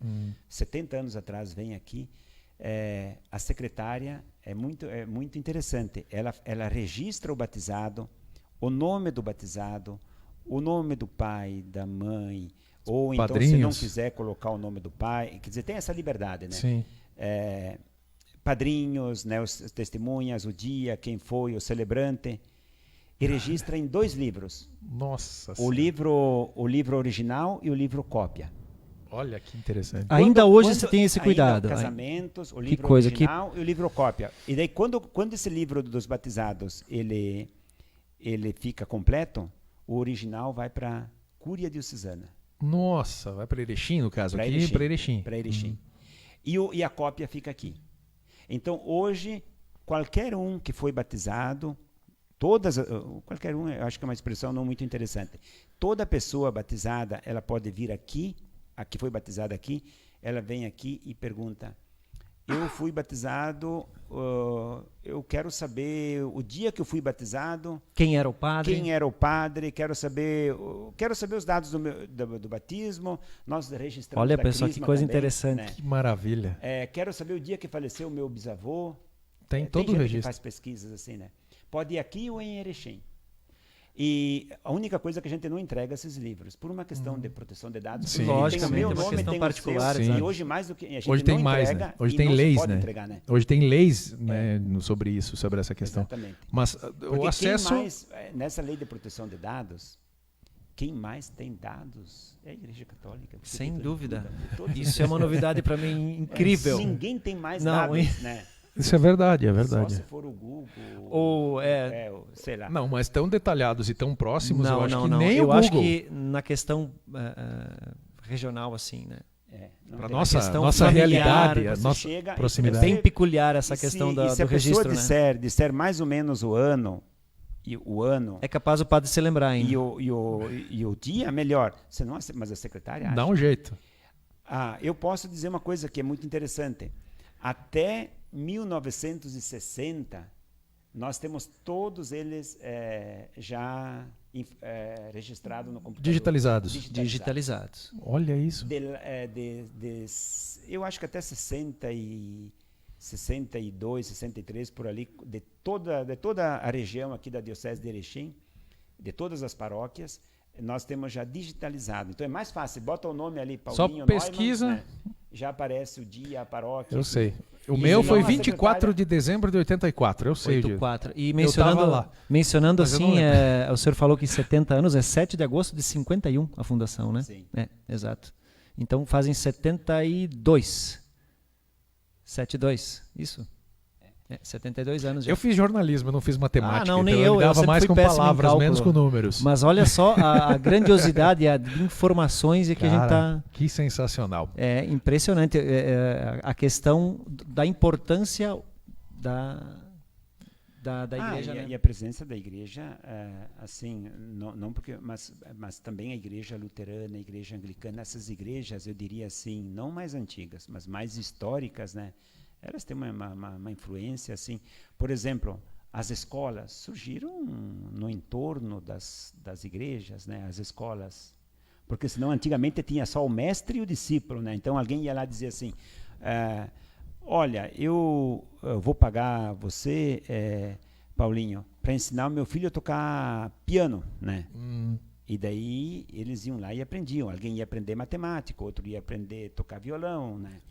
Mas aquela escola, né, chamada na época também da escolástica ali, isso começou na Europa no entorno das igrejas. Então, ou os próprios padres ensinavam, ou eles pagavam pessoas para ensinar um grupo de pessoas que sentavam para ali, disseminar essas O informações. senhor falou da colonização. as universidades também. Da colonização.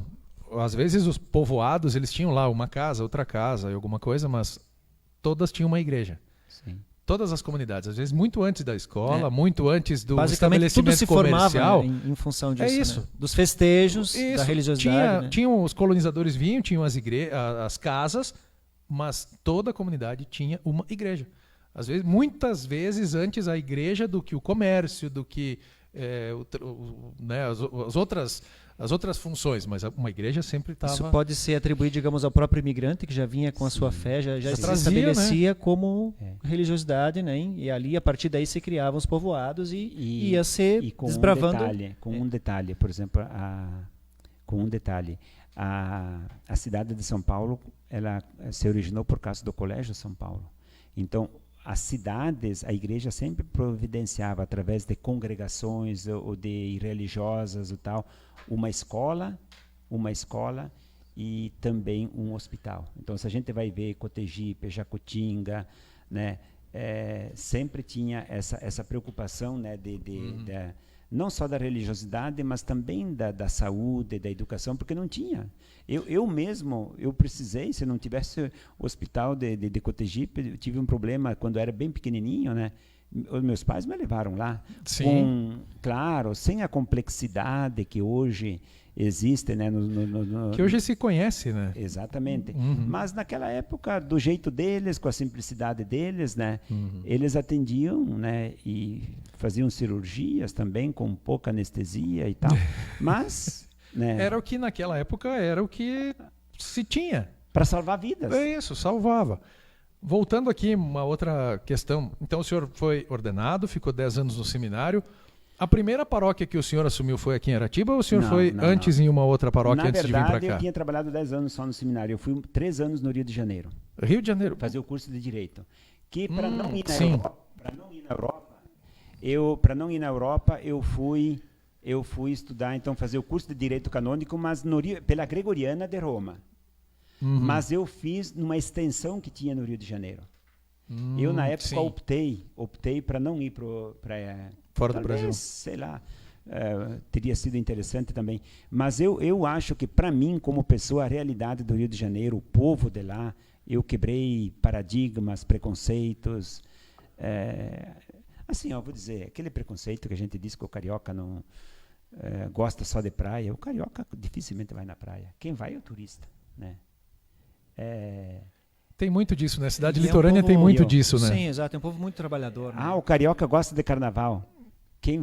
Mas só vai lá na escola de samba, lá, o carioca, porque no Nordeste eles já fazem carnaval de rua. Sim, né? É diferente. Agora, ali na Marquês de Sapucaí, para entrar hoje, eu acho que é R$1.500 uma noite. Na verdade, muito, assim... O povo não vai lá. Nesse só gancho... aqueles que participam. Exato. Né? Não, só aqueles que trabalham. Aqueles que trabalham. Às vezes as comunidades, tem muitos lugares, eu tive a oportunidade de conhecer um pouquinho mais, Nas comunidades mais pobres do Rio de Janeiro, o carnaval ele não é só o evento em fevereiro.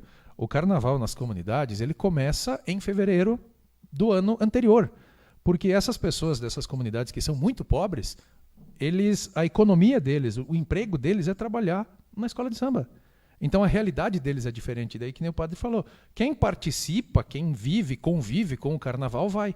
Mas o carioca deixa para o turista aí, na Marquês de Sapucaí. Então a realidade das escolas de samba, lá das agremiações lá, é totalmente diferente. Às vezes o mais pobre, o mais miserável lá, ele só está vivo por causa da escola de samba. Então essa realidade, nós não conhecemos. Para nós é totalmente diferente. A gente tem, entre aspas, um preconceito às vezes dessa situação, mas a gente não se coloca no lugar dessas pessoas.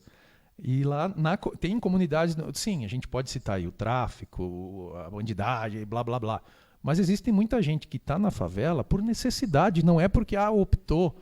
Então são situações, é muito mais, o contexto é muito superficial a gente falar alguma coisa aqui, mas sobre algumas agremiações do Carnaval de Rio de Janeiro. São estilos de vida. A comunidade vive em torno da escola de samba. Então a gente não pode também ter esse preconceito, levar, é bonito, é maravilhoso, para o turista que vem, para o estrangeiro que vem.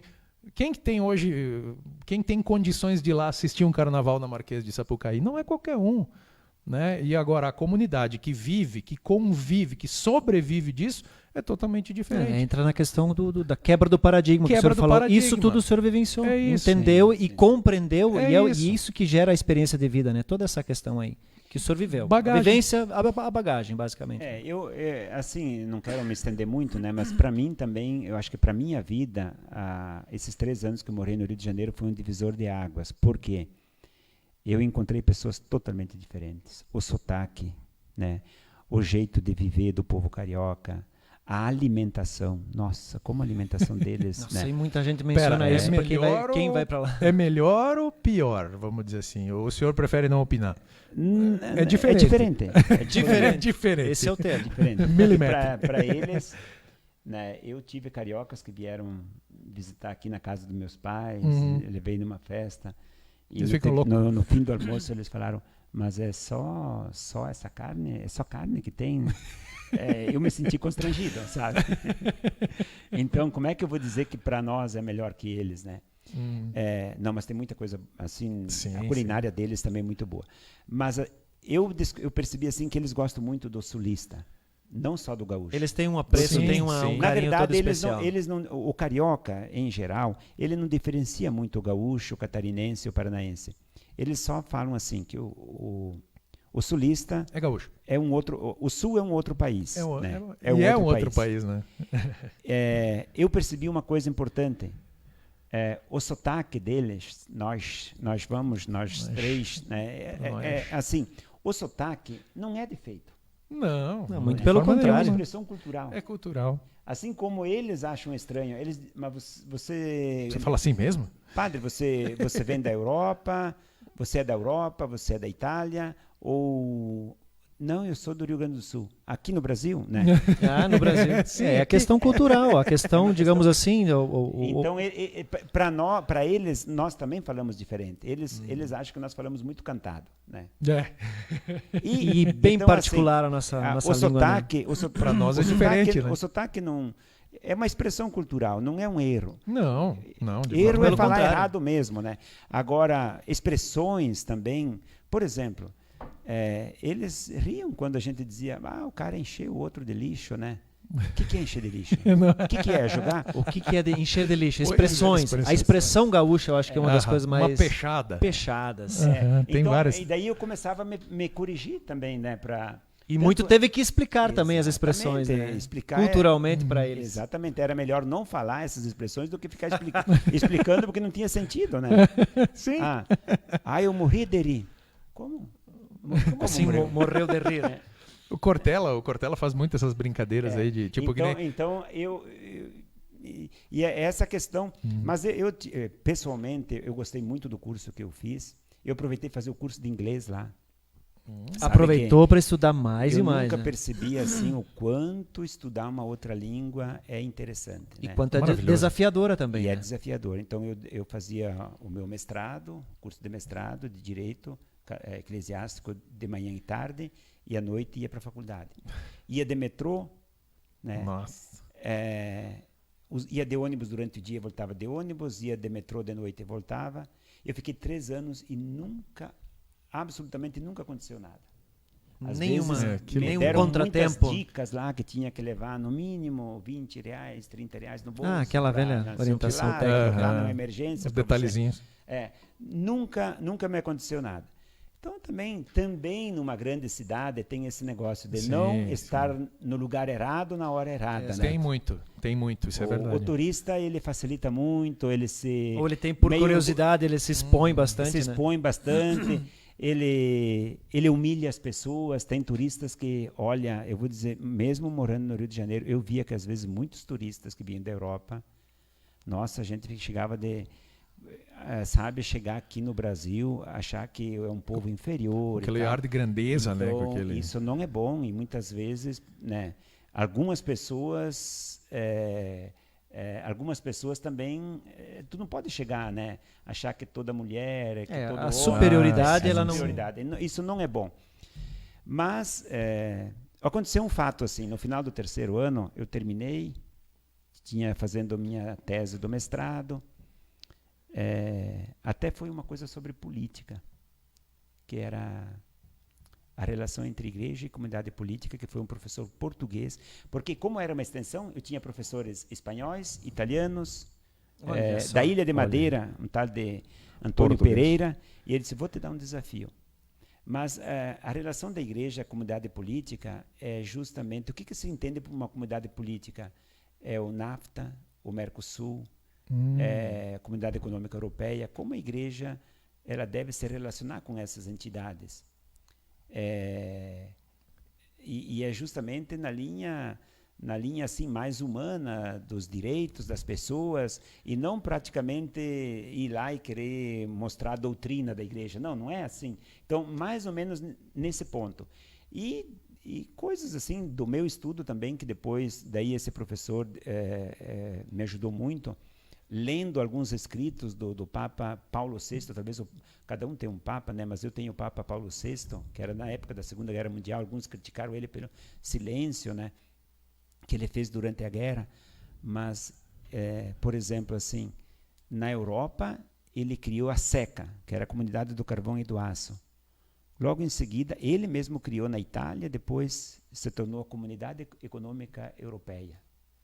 Aí, quando termina a Segunda Guerra Mundial, em 1945, ele, logo em seguida, ele organiza os juristas católicos italianos, franceses, mas mais italianos, e ele diz, nós temos que criar um órgão que ele vá além do Estado e ele possa impedir o surgimento de uma guerra. Que uma pessoa não deveria ter a liberdade e o poder de criar digamos, decidir fazer uma guerra. Paulo VI. Paulo VI. Olha só a grandiosidade desse cara. E aí, coincidência ou não, depois dessa reunião, 8 meses depois foi criada a ONU. Então, duas grandes instituições que partiram desse... Não, mas partiu da onde? Partiu da igreja. Partiu da igreja. Partiu da igreja. Essa que é a questão. Então, essa visão assim, mais de um estadista e tal. Mas o que eu queria dizer é que quando eu tinha estudado um dia na paróquia, porque eu não fui morar tem uma casa do padre lá no Rio de Janeiro, ou apartamentos para morar, para os padres que vão de fora estudam. Eu quero fazer uma experiência de trabalhar numa paróquia. O senhor estava disposto a encarar? Exato. Então, além de fazer o meu curso do mestrado, além de fazer inglês, eu também trabalhava na paróquia. Sábado, domingo. Então, eu nunca fui... Eu nunca ficou parado. Eu não sei o que é tirar um dia de férias na semana. Porque sábado e domingo eu trabalhava intensamente lá na paróquia, né? E na segunda-feira não tinha aula. Aí, um dia chegou um senhor de uma empresa lá de navios, de cargueiros e navios, esses cruzeiros, e ele disse, eu preciso de um padre, porque está chegando um navio de bandeira inglesa, e ele é das Filipinas, mas o pessoal fala inglês, e deu um acidente, um engenheiro morreu e ele está no navio, e daí os colegas que são filipinos, porque as Filipinas é o país onde tem o maior percentual de católicos do mundo. Chega a 92, 93. Filipinas. Olha que É interessante. outro dado interessantíssimo. O país hoje que tem o maior percentual, não o número dele. Sim, percentual, né? E daí eu cheguei lá, esse senhor me levou, o padre que trabalhava lá na paróquia, ele disse, não, eu não sei nem dizer bom dia ou boa tarde em inglês, né?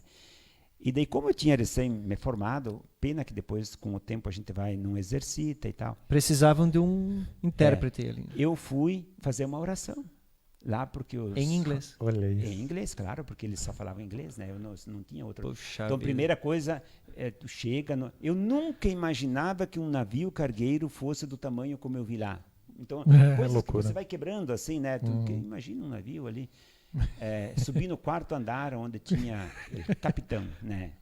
Em inglês, ele era da Inglaterra. O navio, quando ele é de um país, A bandeira, né? A bandeira mais alta é Sim, do país, identifica. né? E depois, no segundo mastro, a bandeira, quando vai num porto, os navios cargueiros, então, a segunda bandeira do país onde ele vai, né? A primeira bandeira é de origem, de propriedade do navio. Origem e destino. E aí fomos lá, eu fiz uma oração, ele estava dentro de uma câmera fria. Puxa vida. E ele tem que ficar tantas milhas, né, 6 milhas, antes de chegar no porto. Então, os primeiros que vão lá, no caso, os agentes de saúde, não sei como é que se chama lá, para ver se não... Então, eles fazem para ver se ninguém está resfriado, alguma coisa. E daí, depois eu fui, ele me levou lá, para fazer uma oração com eles, e eu até disse que não falava muito bem o inglês, mas rezamos o Pai Nosso, alguém falou lá, se despediu, porque era a despedida. Depois de lá, então, eles pegaram e levaram para o aeroporto, e o navio seguiu para Montevidéu, no Uruguai, e o corpo, então, voltou para o país de origem. Então, a despedida, eles queriam um padre lá junto. Então, rezamos. Lá estava o seu Balestrin fazendo o cerimonial. Que coisa. Que experiência, cara. 15 dias depois, e faltava mais ou menos uns 3 meses para mim voltar para Erechim. 15 dias depois aparece esse senhor que me levou. Ele disse, eu vim te agradecer. Enfim... Ele quis me pagar lá por ter ido e tal. Eu disse, não, para mim foi uma experiência tão interessante que eu vivi que não...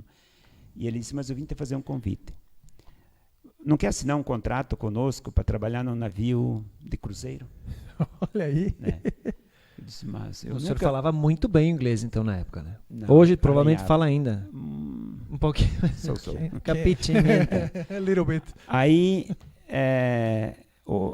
daí eu disse, não, mas eu preciso voltar para o Rio Grande do Sul. A minha vocação é outra. Não, mas era interessante. O que ele me disse... Mas o senhor ficou tentado Balançou. com a proposta ou não? Balançou. Vamos fazer um contrato de 4 anos, tu trabalha 28 aí, dias, nossa. só, daí Valeu. 4 anos é demais, né? pode descansar 2 dias. Eu disse, mas o que é? Porque se eu estou viajando ainda, por que descansar? Não, porque as viagens são de 14 dias e tal, tu vai conhecer vários países do mundo. E ele me falou tantas coisas lá, daí eles pagavam um valor, X e tal, né? Mas tinha que, porque ele diz, todo navio, o cruzeiro tem que ter um médico, tem que ter um dentista, tem que ter um psicólogo, tem que ter um pastor, tem que ter um padre, e papapá.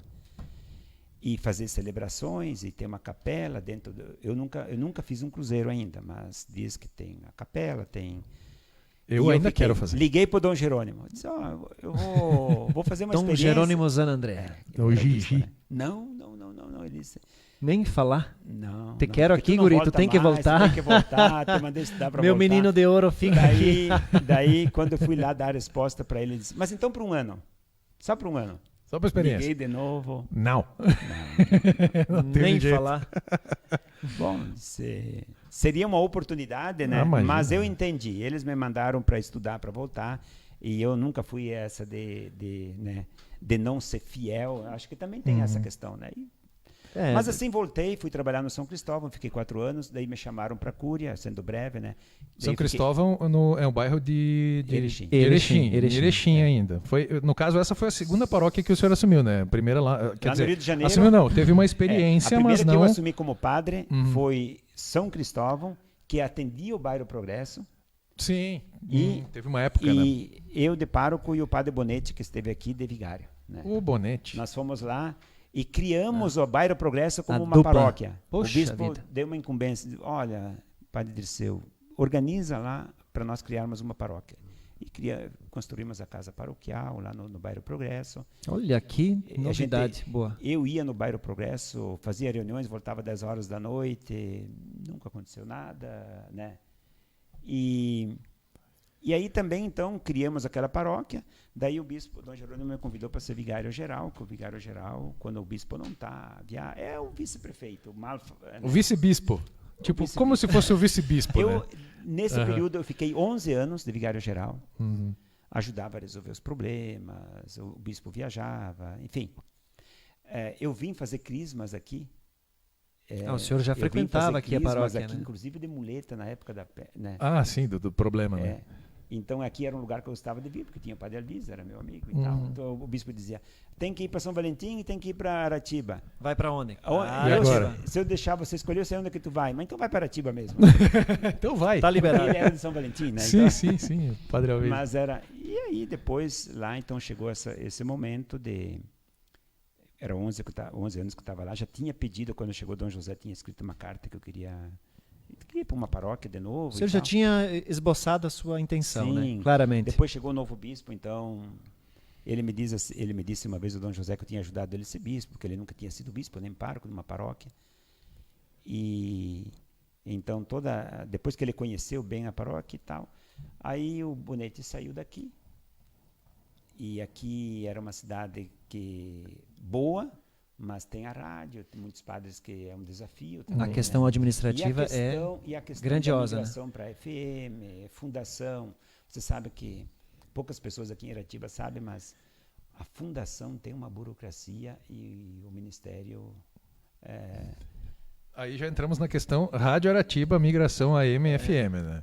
Tem um Ministério Público muito perto, às vezes as pessoas não sabem, mas nós temos a burocracia. A procuradora vem uma tarde, fica toda ali, uma manhã, fica olhando as reuniões, as assembleias, registro de atas, Acompanhamento o resultado. total. E o senhor basicamente responde por tudo isso. Sim, Basicamente, Sim. sim. O senhor é hoje, além da rádio- questão administrativa, rádio. Por que é uma fundação? Porque é uma fundação cultural.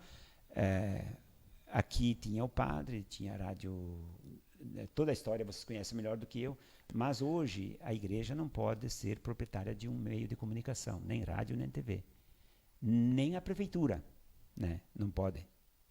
Então, acho que o Ministério das Comunicações tem as suas razões, eu concordo, né? Sim, logicamente, então foi por criada algum uma motivo, fundação. sim. Foi criada uma fundação.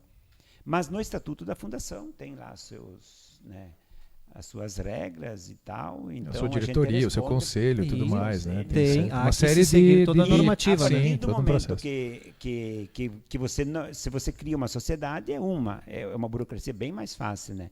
Mas a fundação, a rigorosidade no sentido de olha o poder público como às vezes ele é fiscalizado também, o Tribunal de Contas, o Ministério Público, O né? tempo todo. O tempo em tempo todo. real, É isso. obviamente. Então veio e estamos aqui. Quantos anos já aqui, Padre? Já completei 6 anos. 6 já estou anos? indo para 7 anos. 7 anos de Aratiba. Exatamente. E a Rádio Aratiba, o senhor não tem como dizer, não tem como prever, mas o processo de migração já está encaminhando, já está encaminhado, já está... Para esse ano a gente está torcendo que vai migrar. A Rádio Aratiba dos 900 AM vai para FM. Paulinho, eu nunca imaginava que fosse tão difícil como está sendo. Nunca Realmente imaginava. um desafio. Muito. Isso foi... É muito. Várias, olha, nesses 60 e poucos anos, né? Eu acho que tudo fluiu, mas quando se trata de migrar, teve uma que é a morosidade de alguns órgãos públicos, né? Esse é o pior problema. A morosidade. Mas ultimamente está andando com uma velocidade muito interessante. Então, bom, eu posso dizer algumas coisas, talvez até que a gente tem ainda, de que nós não estamos divulgando. Então, algumas coisas, né, que dá para divulgar é que nós já pagamos o boleto A nova outorga. da nova outorga, né? Já veio o boleto, e assim praticamente nós já concluímos tudo o que tínhamos que fazer com o Ministério das Comunicações, né? Agora, se já veio o boleto, já está agora muito bem eu encaminhado. estou falando para alguém que conhece mais essa burocracia, né? Pagamos o boleto. Agora, então, estamos ali... O projeto da rádio, né? Que tem um engenheiro que faz isso. Né? Projeto técnico, né? Para vocês entenderem, nós temos um engenheiro em Porto Alegre. O Paulinho conhece, que é o Alfio. Conheço o seu Alfio. Pessoalmente deve conhecer. Conheço pessoalmente, várias vezes a gente se encontrou. Nós temos um outro que o Paulinho também conhece bem, então... e eu aprendi a me tornar muito amigo também dele aí, que é o Reni Hoffman. O seu Hoffman é o mestre da transmissão. ele é sensacional, cara. Eu considero, para mim, tudo que eu sei de rádio foi ele, a parte técnica foi ele que me ensinou. Tudo que é possível e impossível Tudo. o seu Hoffman faz. Olha, Tudo. eu fico Esse é o cara. impressionado com Ele a é fora de dedicação. Sabe que tempos atrás ele disse que queria se aposentar e tal, mas eu disse, mas não se aposente antes da Espera mais um direção da rádio. pouquinho, seu Hoffman. E ele se dedica assim, sabe? Ele é sensacional. O capricho dele, o zelo, o cuidado com os equipamentos, o carinho que ele lida com todos os Está aqui equipamentos é fora de série. Um pupilo do seu Hoffman. Eu ia dizer, eu sou um Esse discípulo aqui é a dele. cria do Hoffman. Eu né? sou um discípulo dele com muito orgulho, cara. E ele, no começo de rádio, agora é uma história minha. Quando eu entrei em rádio lá em 2002 para 2003, o seu Hoffman tinha o jeito dele mais seco, né? Tinha um problema na rádio, o que era? Ele ia lá, resolvia, botava a maletinha dele, resolvia e ia embora. Ele não era muito de explicar, aqui é assim, aqui é assado e tal. Aí um belo dia eu tive que ficar na rádio, eu comecei às 6 da tarde e ia até meia-noite. Deu um problema lá que só podia resolver na hora da Voz do Brasil, né? Que daí ele fazia um link direto da Voz do Brasil para o transmissor e daí isolava o estúdio e ele podia trabalhar ali. E aí ele veio sozinho lá resolver, e como eu estava no meu horário de descanso, né, na hora da Voz do Brasil, não tinha o que fazer, eu fui lá, seu Hoffman, posso ajudar aqui e tal. Ele meio olhou assim, tá, então segura. O que tu quer, guri? Ficou ali, daí eu fui, daí ele tinha que fazer um cabo lá, eu já fui, ajeitei, botei o soldador e tudo mais. Ele começou, aí aos poucos ele começou a me explicar, me ensinar e tal. E algumas coisas, às vezes ele comprava um equipamento novo, ele vinha lá na rádio testar comigo, e eu comprava alguma coisa, ele ia lá com ele. Então eu tenho uma amizade, tenho um respeito, um carinho pelo Hoffman, que fora de sério. Não se aposente, viu, seu Hoffman? não, Pelo jamais. menos não antes da transmissão. Paulinho, não porque você está Da aqui, migração. mas ele tem essa reciprocidade de estima, ele tem em relação a você. Nossa, ele fala nossa. muito... Eu posso falar com todas as letras. Eu aprendi tudo que eu sei, eu aprendi com ele, com o seu Hoffman. O Reni, ele é luterano. Ele tem uma Novidade, uma não sabia. filha. Ele e o Vitor. E o Vitor. É o filho dele. Se não me engano, o pai da esposa do Vitor é pastor luterano. Eu acho que é. E a filha do Reni, ela é casada com um pastor e hoje mora no Canadá. Tanto é que nós temos uma pressa aí, o Reni diz assim, que seja antes de julho ou depois de julho, porque no mês de julho ele vai, ele vai visitar a filha e os netos no Canadá. No Canadá. É fora de sério. Toda vez que ele vem trabalhar aqui, nós almoçamos juntos aqui em casa. E fazemos a nossa oração juntos. Olha, é interessante que às vezes o que as pessoas pensam, padre, pastor, nós somos muito amigos. Nós falamos coisas eu falo coisas da igreja, de dificuldades e desafios, e ele fala... Certamente ele também tem o que compartilhar na questão dessa. Sim. Tudo, ele a dona convive. Lourdes, a esposa do Lourdes,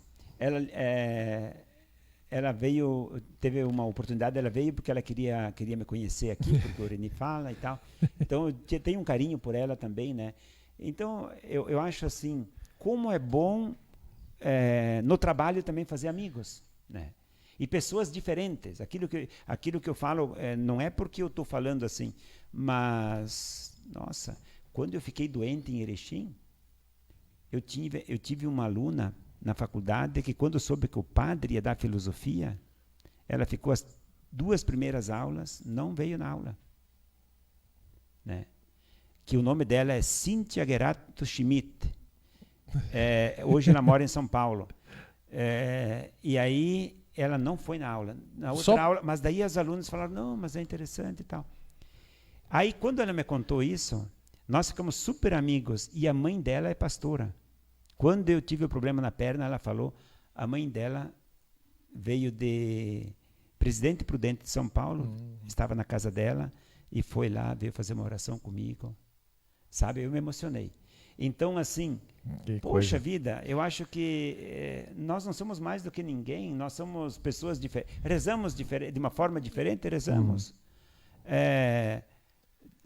Pertencemos, às vezes, a uma comunidade diferente, mas não significa que somos melhores, né? Ou inimigos? Não. De forma nenhuma. De maneira A nenhuma. nossa fé é a mesma, o nosso a Deus mesma, é o mesmo. sem dúvida. Por que vamos... Deus é o mesmo. O caminho, talvez, que você segue não seja o mesmo caminho que eu sigo para chegar até Deus. Então, a maravilha. diferença das religiões é isso, né? Pessoa, né? Esse cara aí Isso é espetacular. demais.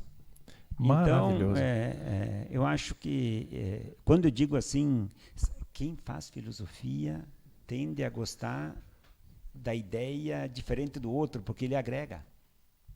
Na filosofia, você aprende, você estuda como é que o Marcelinho, o que ele pensava a respeito do celular. Fazer pensar. Rui, o que tu pensa a respeito do celular? Bom, fulano pensava isso, eu penso dessa maneira, mas eu acho interessante. E justamente é instigar, discutir, debater o pensamento, a ideia ou a opinião das pessoas. Fazer pensar. Fazer pensar. E eu dizer que eu não concordo com a tua ideia, é com a tua ideia, não é contigo. Exato. Eu não posso, né? Não gostei da tua camisa, mas não gostar da tua camisa não consequentemente não gostar da pessoa também. Esse que é o modo correto do debate, como deveria acontecer sempre, né? A troca de ideias, né? Podemos divergir, mas não somos inimigos. A gente pode discordar maneira de vários nenhuma, assuntos, de várias maneira situações, nenhuma. mas não precisamos Muito brigar pelo por causa contrário. disso ou ser inimigos por causa disso. Então, voltando só uma palavrinha da rádio ainda, porque eu gostaria ainda de dizer, né, e o Paulinho sabe muito bem, agora nós começamos então só com a Anatel, agora a Anatel, mas na Anatel é mais técnica, a parte burocrática é mais o Ministério das Comunicações, exatamente. né? E a Anatel então, é mais a parte técnica mesmo, né? E aí então nós estamos indo para os últimos detalhes. Né? Mas esses últimos detalhes, o engenheiro, o Alfio diz que vai de 90 a 120 dias. Olha aí. Para termos a licença, né? Talvez podemos até fazer uma experiência antes, mas eu estou falando, porque quando eu cheguei, depois eu gostaria que você pudesse colocar a tua ideia. Paulinho, imagine quando eu chego em Aratiba, me apresentam lá na rádio, eu não entendia nada de comunicação, de rádio. E me apresentaram para uma equipe de rádio, daí 35 anos, outro 33, o outro 28. E me colocaram, eu não sou, né? Me colocaram como diretor, né, administrativo. Não é fácil, é um desafio. E o senhor, quantos anos de rádio? Nenhum. Qual o conhecimento, qual a experiência? Nada. Mas daí é aprender com cada um que está lá dentro, aprender com o seu olha, Deni, aprender com o a seu oportunidade de aprendizado o ali. escritório. Daí, quando tem o desafio, Paulinho, estou com esse desafio, como é que eu faço? Troca Marcelinho, uma ideia. como é que É isso. A gente tem que ter humildade e não querer, sabe? Porque muitas vezes é você conduzir. Eu acho que esses desafios é um pouco de família também, né? Eu acho vejo que meus um pouco pela irmãos, sua né? inquietude, né? Pela questão de ser Sim. dinâmico, de estar sempre aprendendo, sempre viajando, sempre gostando desse contato físico, do O senhor aprendizado. é movido a desafio, né? O senhor é movido a Você desafios. percebeu aqui que sim. Aí, ó. Eu gosto de É desafios. Tem pessoas que às vezes o desafio... Eu não me desespero diante de um desafio. Eu ia chegar nisso. Pessoas que têm um desafio, elas se acanham, se desesperam e tal. Não, o senhor gosta do desafio, vai lá e enfrenta. Pronto, vamos lá, temos que resolver. É próprio de pessoas como isso. o espírito evoluído. Né? É isso. A condição, a inteligência para você lidar com os desafios e transpô-los, né? Superá-los. Eu tenho assim, né, de que, claro, eu vim de Erechim para trabalhar para uma comunidade aqui de Aratiba e do interior. Eu não quero que ninguém diga, eu preciso trabalhar para o padre. A igreja que está aqui, o salão que está aqui, é da comunidade, eu tenho essa consciência. Todo ano, quando eu reúno o Conselho Econômico, eu digo, eu vou estar junto com vocês do começo ao fim. Agora, eu gostaria que vocês tivessem capacidade de diálogo, façam o melhor, né? Façam o melhor que vocês puderem para essa comunidade que está aqui. Porque logo amanhã ou depois, ou daqui 1 ano, 2 anos, 3 anos, eu vou sair. Mas tudo o que for feito aqui, que seja o melhor para a comunidade local. Porque que vai ficar aqui, né? Exatamente, tudo fica aqui. Tudo né? fica. Então eu me coloco, eu quero fazer o melhor. Para isso, eu tenho que aprender a cada dia. Eu tenho certeza absoluta que as pessoas não querem aqui um padre que chega com eu sou doutor, não, né? Ou tem que ser da minha maneira, ou não. Ou querer nortear. Eu leio assim, bastante por isso, princípio. sim. Né? Eu leio bastante porque é uma coisa minha, eu gosto, né? E o conhecimento não faz mal para ninguém. Não, muito pelo contrário. Jamais, né? Tenho grandes desafios pela frente, se eu puder. Muito a ser desafiado ainda. Tenho grandes desafios pela frente, quero estudar, quero aprender uma língua. Se eu puder voltar a estudar, vou voltar a estudar de com novo. certeza né? o senhor vai estar. Porque hoje em dia a gente não estuda só para começar a trabalhar. Tu tem que ir se mantendo. Olha É uma constante. É uma constante. Nunca para. Nunca para. Às vezes, quando você sai da faculdade, automaticamente você já está 10 anos desatualizado. É fato isso. Se você quer se atualizar, você não pode parar. Não pode. A questão tecnológica, a gente estava conversando semana passada. Nos últimos 50 anos, olha a evolução da tecnologia. 50 anos. Imagina a evolução do ser humano 2000 anos. Mas nos últimos 50 anos, a evolução que a tecnologia teve, não só a questão eletrônica e tal, mas a tecnologia, a biologia, a medicina. Nos últimos 50 anos, vamos botar só os últimos 50 anos. O que vai ser, por exemplo, meu filho vai fazer 14, o que vai ser quando ele tiver 30? Qual vai ser a tecnologia que vai ter? Se nos últimos 50 anos evoluiu dessa forma, imagina como vai ser daqui. Nossa geração viu muito, né? Muita coisa acontecer, né, Balestrin? É isso, a gente não pode parar do senhor nunca, muito jamais. Mais do que a gente tem. A gente não pode parar, não pode, senão a gente vai ficar cada vez mais desatualizado. Muitas vezes a tecnologia que surgia lá nos Estados Unidos, lá na Europa e tudo mais, às vezes demorava ali 1, 2, 3, 5 anos para vir para o Brasil. Questão de rádio. O equipamento era feito lá e tudo mais, a gente tinha até conhecimento, tinha acesso, mas não vinha fisicamente. Hoje você encomenda, que nem a mesa de som aqui da Rádio Uratiba, ela é espanhola, é fabricada na Espanha, a marca AEQ. Cara, se você encomendar ela, em questão de 10, 15 dias, ela está aí. Né? Essa questão do transporte, a tecnologia e tudo mais, a disponibilidade, a informação possibilidade que tem, de compra, isso de equipamento, há 50 material. anos atrás, como é que seria isso? Na época da Copa do Mundo, eu estava vendo uma reportagem do Pelé, que ele contou que a delegação brasileira para ir para a Europa eram 18 dias de navio. Tipo, para eles disputar uma Copa do Mundo lá, tipo, 1 mês, 2 meses, 6 meses antes eles tinham que ter esse planejamento e tudo mais. Hoje, em uma semana, você marca, pega o avião, em 12 horas você está lá e acabou.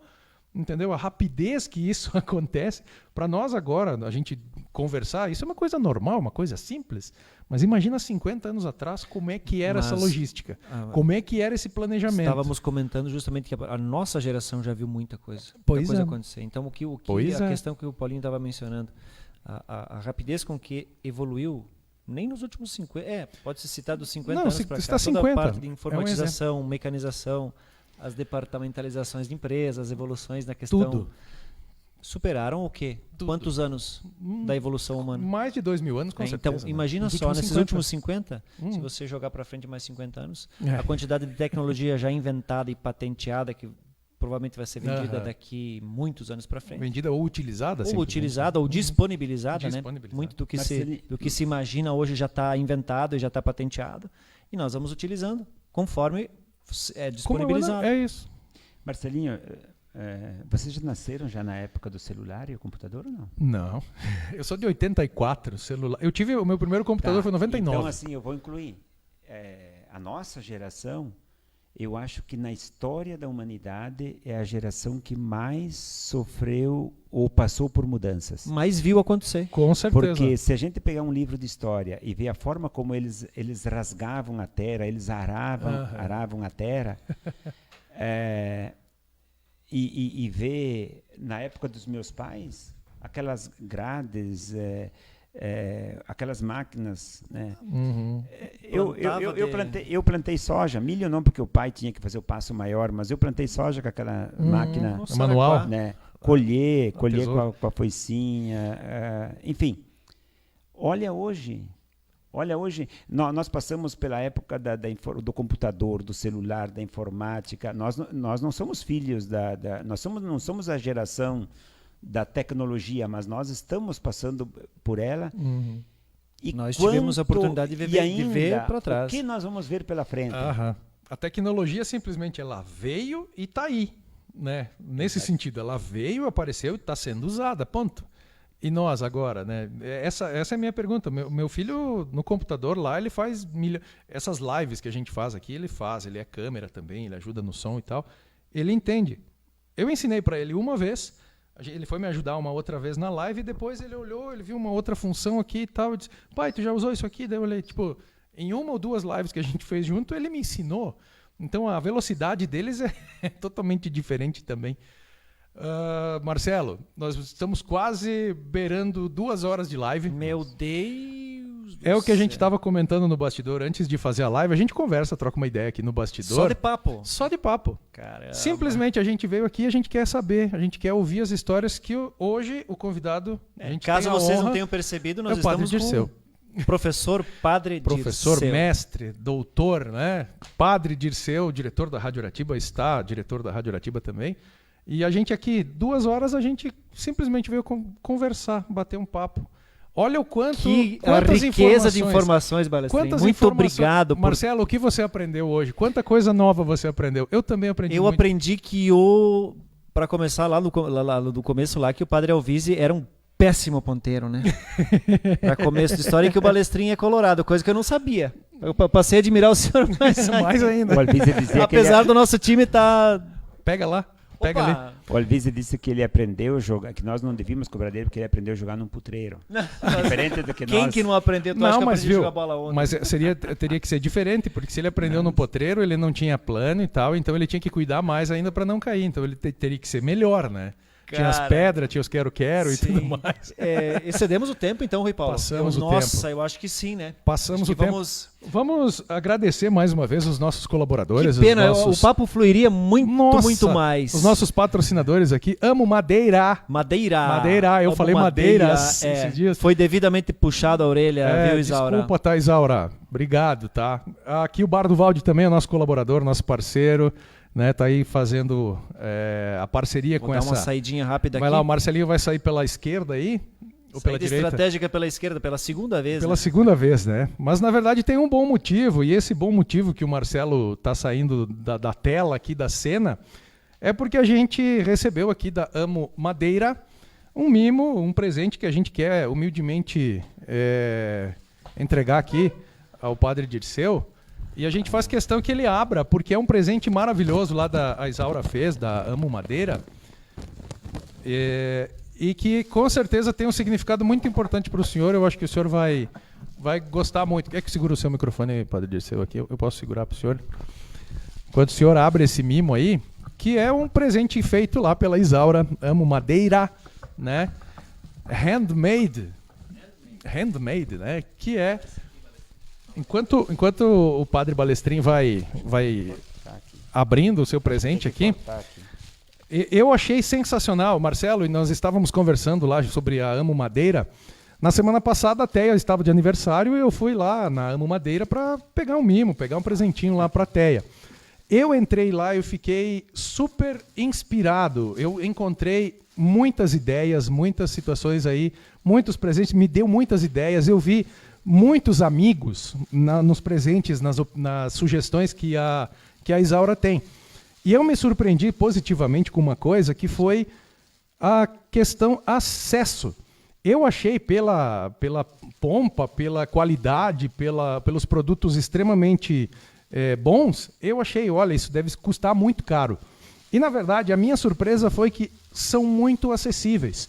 Então você que entrar em contato com a Isaura, entrar em contato com o pessoal da Amo Madeira, você vai ter certeza de um presente maravilhoso, uma qualidade espetacular e um preço justo também. Você pode ter certeza, tá? Então, Amo Madeira é o nosso patrocinador, é o nosso colaborador aqui da nossa live, o Araclick. Obrigado, Isaura. E lembrando, daqui a pouco a Isaura, às 8h20, vai ter às 8h30, ela vai ter uma live também, tá? Então acompanhe você também. O que será, Padre Dirceu? O que será?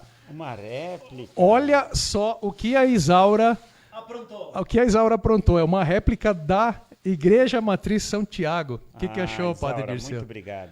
Muito obrigado. É uma mesmo. réplica. Olha isso.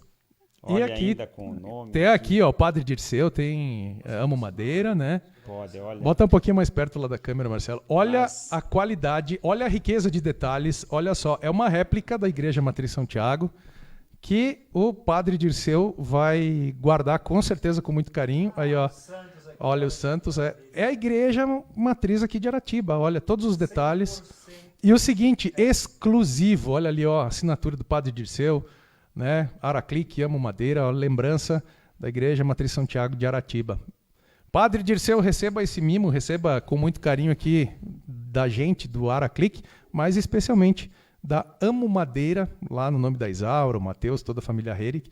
Olha a qualidade, olha o presente que a Isaura nos permitiu trazer aqui para o senhor, Padre Dirceu.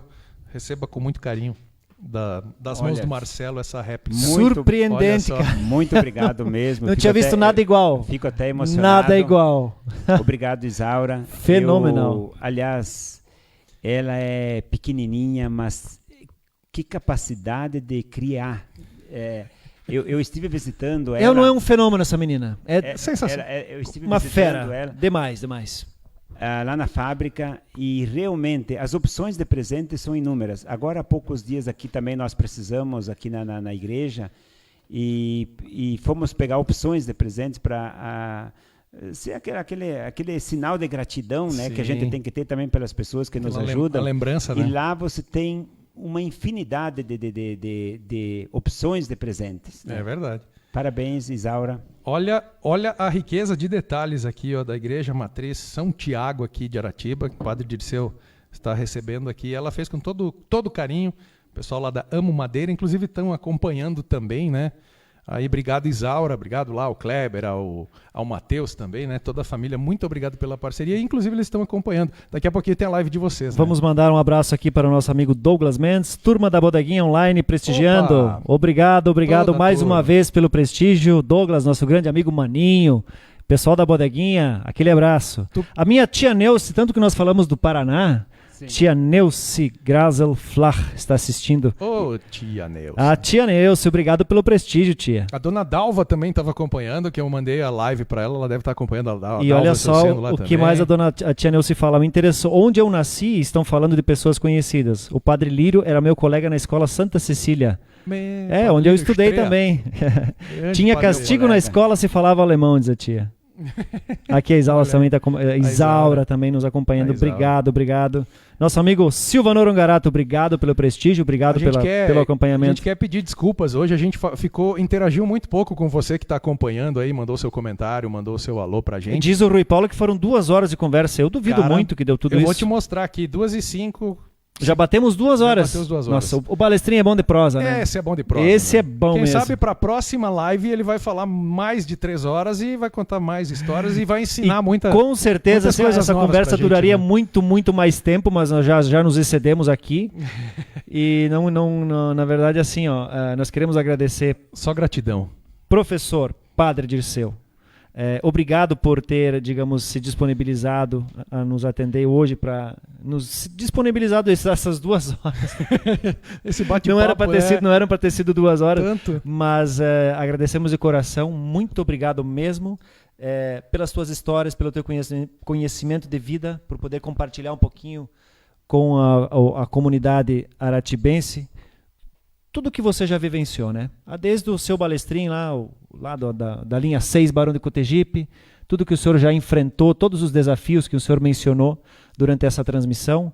Queremos agradecer ao senhor de coração. Muito obrigado e até a próxima. Eu que agradeço, Marcelinho, Paulinho, também os patrocinadores, Amo Madeira, Bar do Valde, a toda a comunidade, aos que estão nos assistindo pelo Araclique, e dizer assim, eu gosto muito para mim foi a primeira experiência de trabalho fora de Erechim, numa cidade menor, mas eu gosto muito daqui. Gosto das pessoas, gosto do trabalho, os desafios que tenho pela frente, né? Tenho consciência disto e ainda... Muitos virão além ainda. daqui eu trabalho, tenho outros trabalhos fora aqui da cidade. Eu tenho trabalho também a nível de estado, né? Represento todos os padres do estado, então a gente também organiza cursos, encontros. Com isso também eu tenho a oportunidade de conhecer também pessoas de todo o Brasil, porque de 4 em 4 meses nós fazemos um encontro nacional numa cidade sempre diferente. O último foi em Salvador, na Bahia. Mas se eu puder ficar mais 10 anos, não sou de ficar muito, gosto de ficar um certo tempo, mas também não muito. Eu quando vejo que vai se aproximando assim, o bispo diz que gosta de trocar os padres quando chega a 6 anos, e aqui em função de alguns desafios e eu acho que o senhor vai permanecer porque tem desafios muito grandiosos que eu acho que o senhor vai encarar. E estou aqui, mas a vida nossa é assim, né? Eu acho que a gente tem que estar sempre preparado. E gosto muito de estar aqui, amo de estar aqui. Obrigado por essa oportunidade. E toda a comunidade também gosta muito do senhor, tenha plena certeza. Nós que agradecemos pela sua disponibilidade de nos receber aqui e de estar conversando, contando um pouco da sua história aqui para o Araclique. Beleza, a gente fica por aqui. Mais uma vez agradecendo você que nos acompanha, você que vai acompanhar daqui a pouco, outros momentos. Muito obrigado. É por você que está acompanhando aí que a gente está fazendo esse trabalho, trazendo pessoas para a gente contar histórias e conhecer um pouquinho mais das pessoas aqui. Isaura, parabéns aí pelo teu trabalho, viu? Essa igreja ficou sensacional. Esperamos que todos tenham gostado, pessoal. Até a próxima. Valeu. Muito obrigado.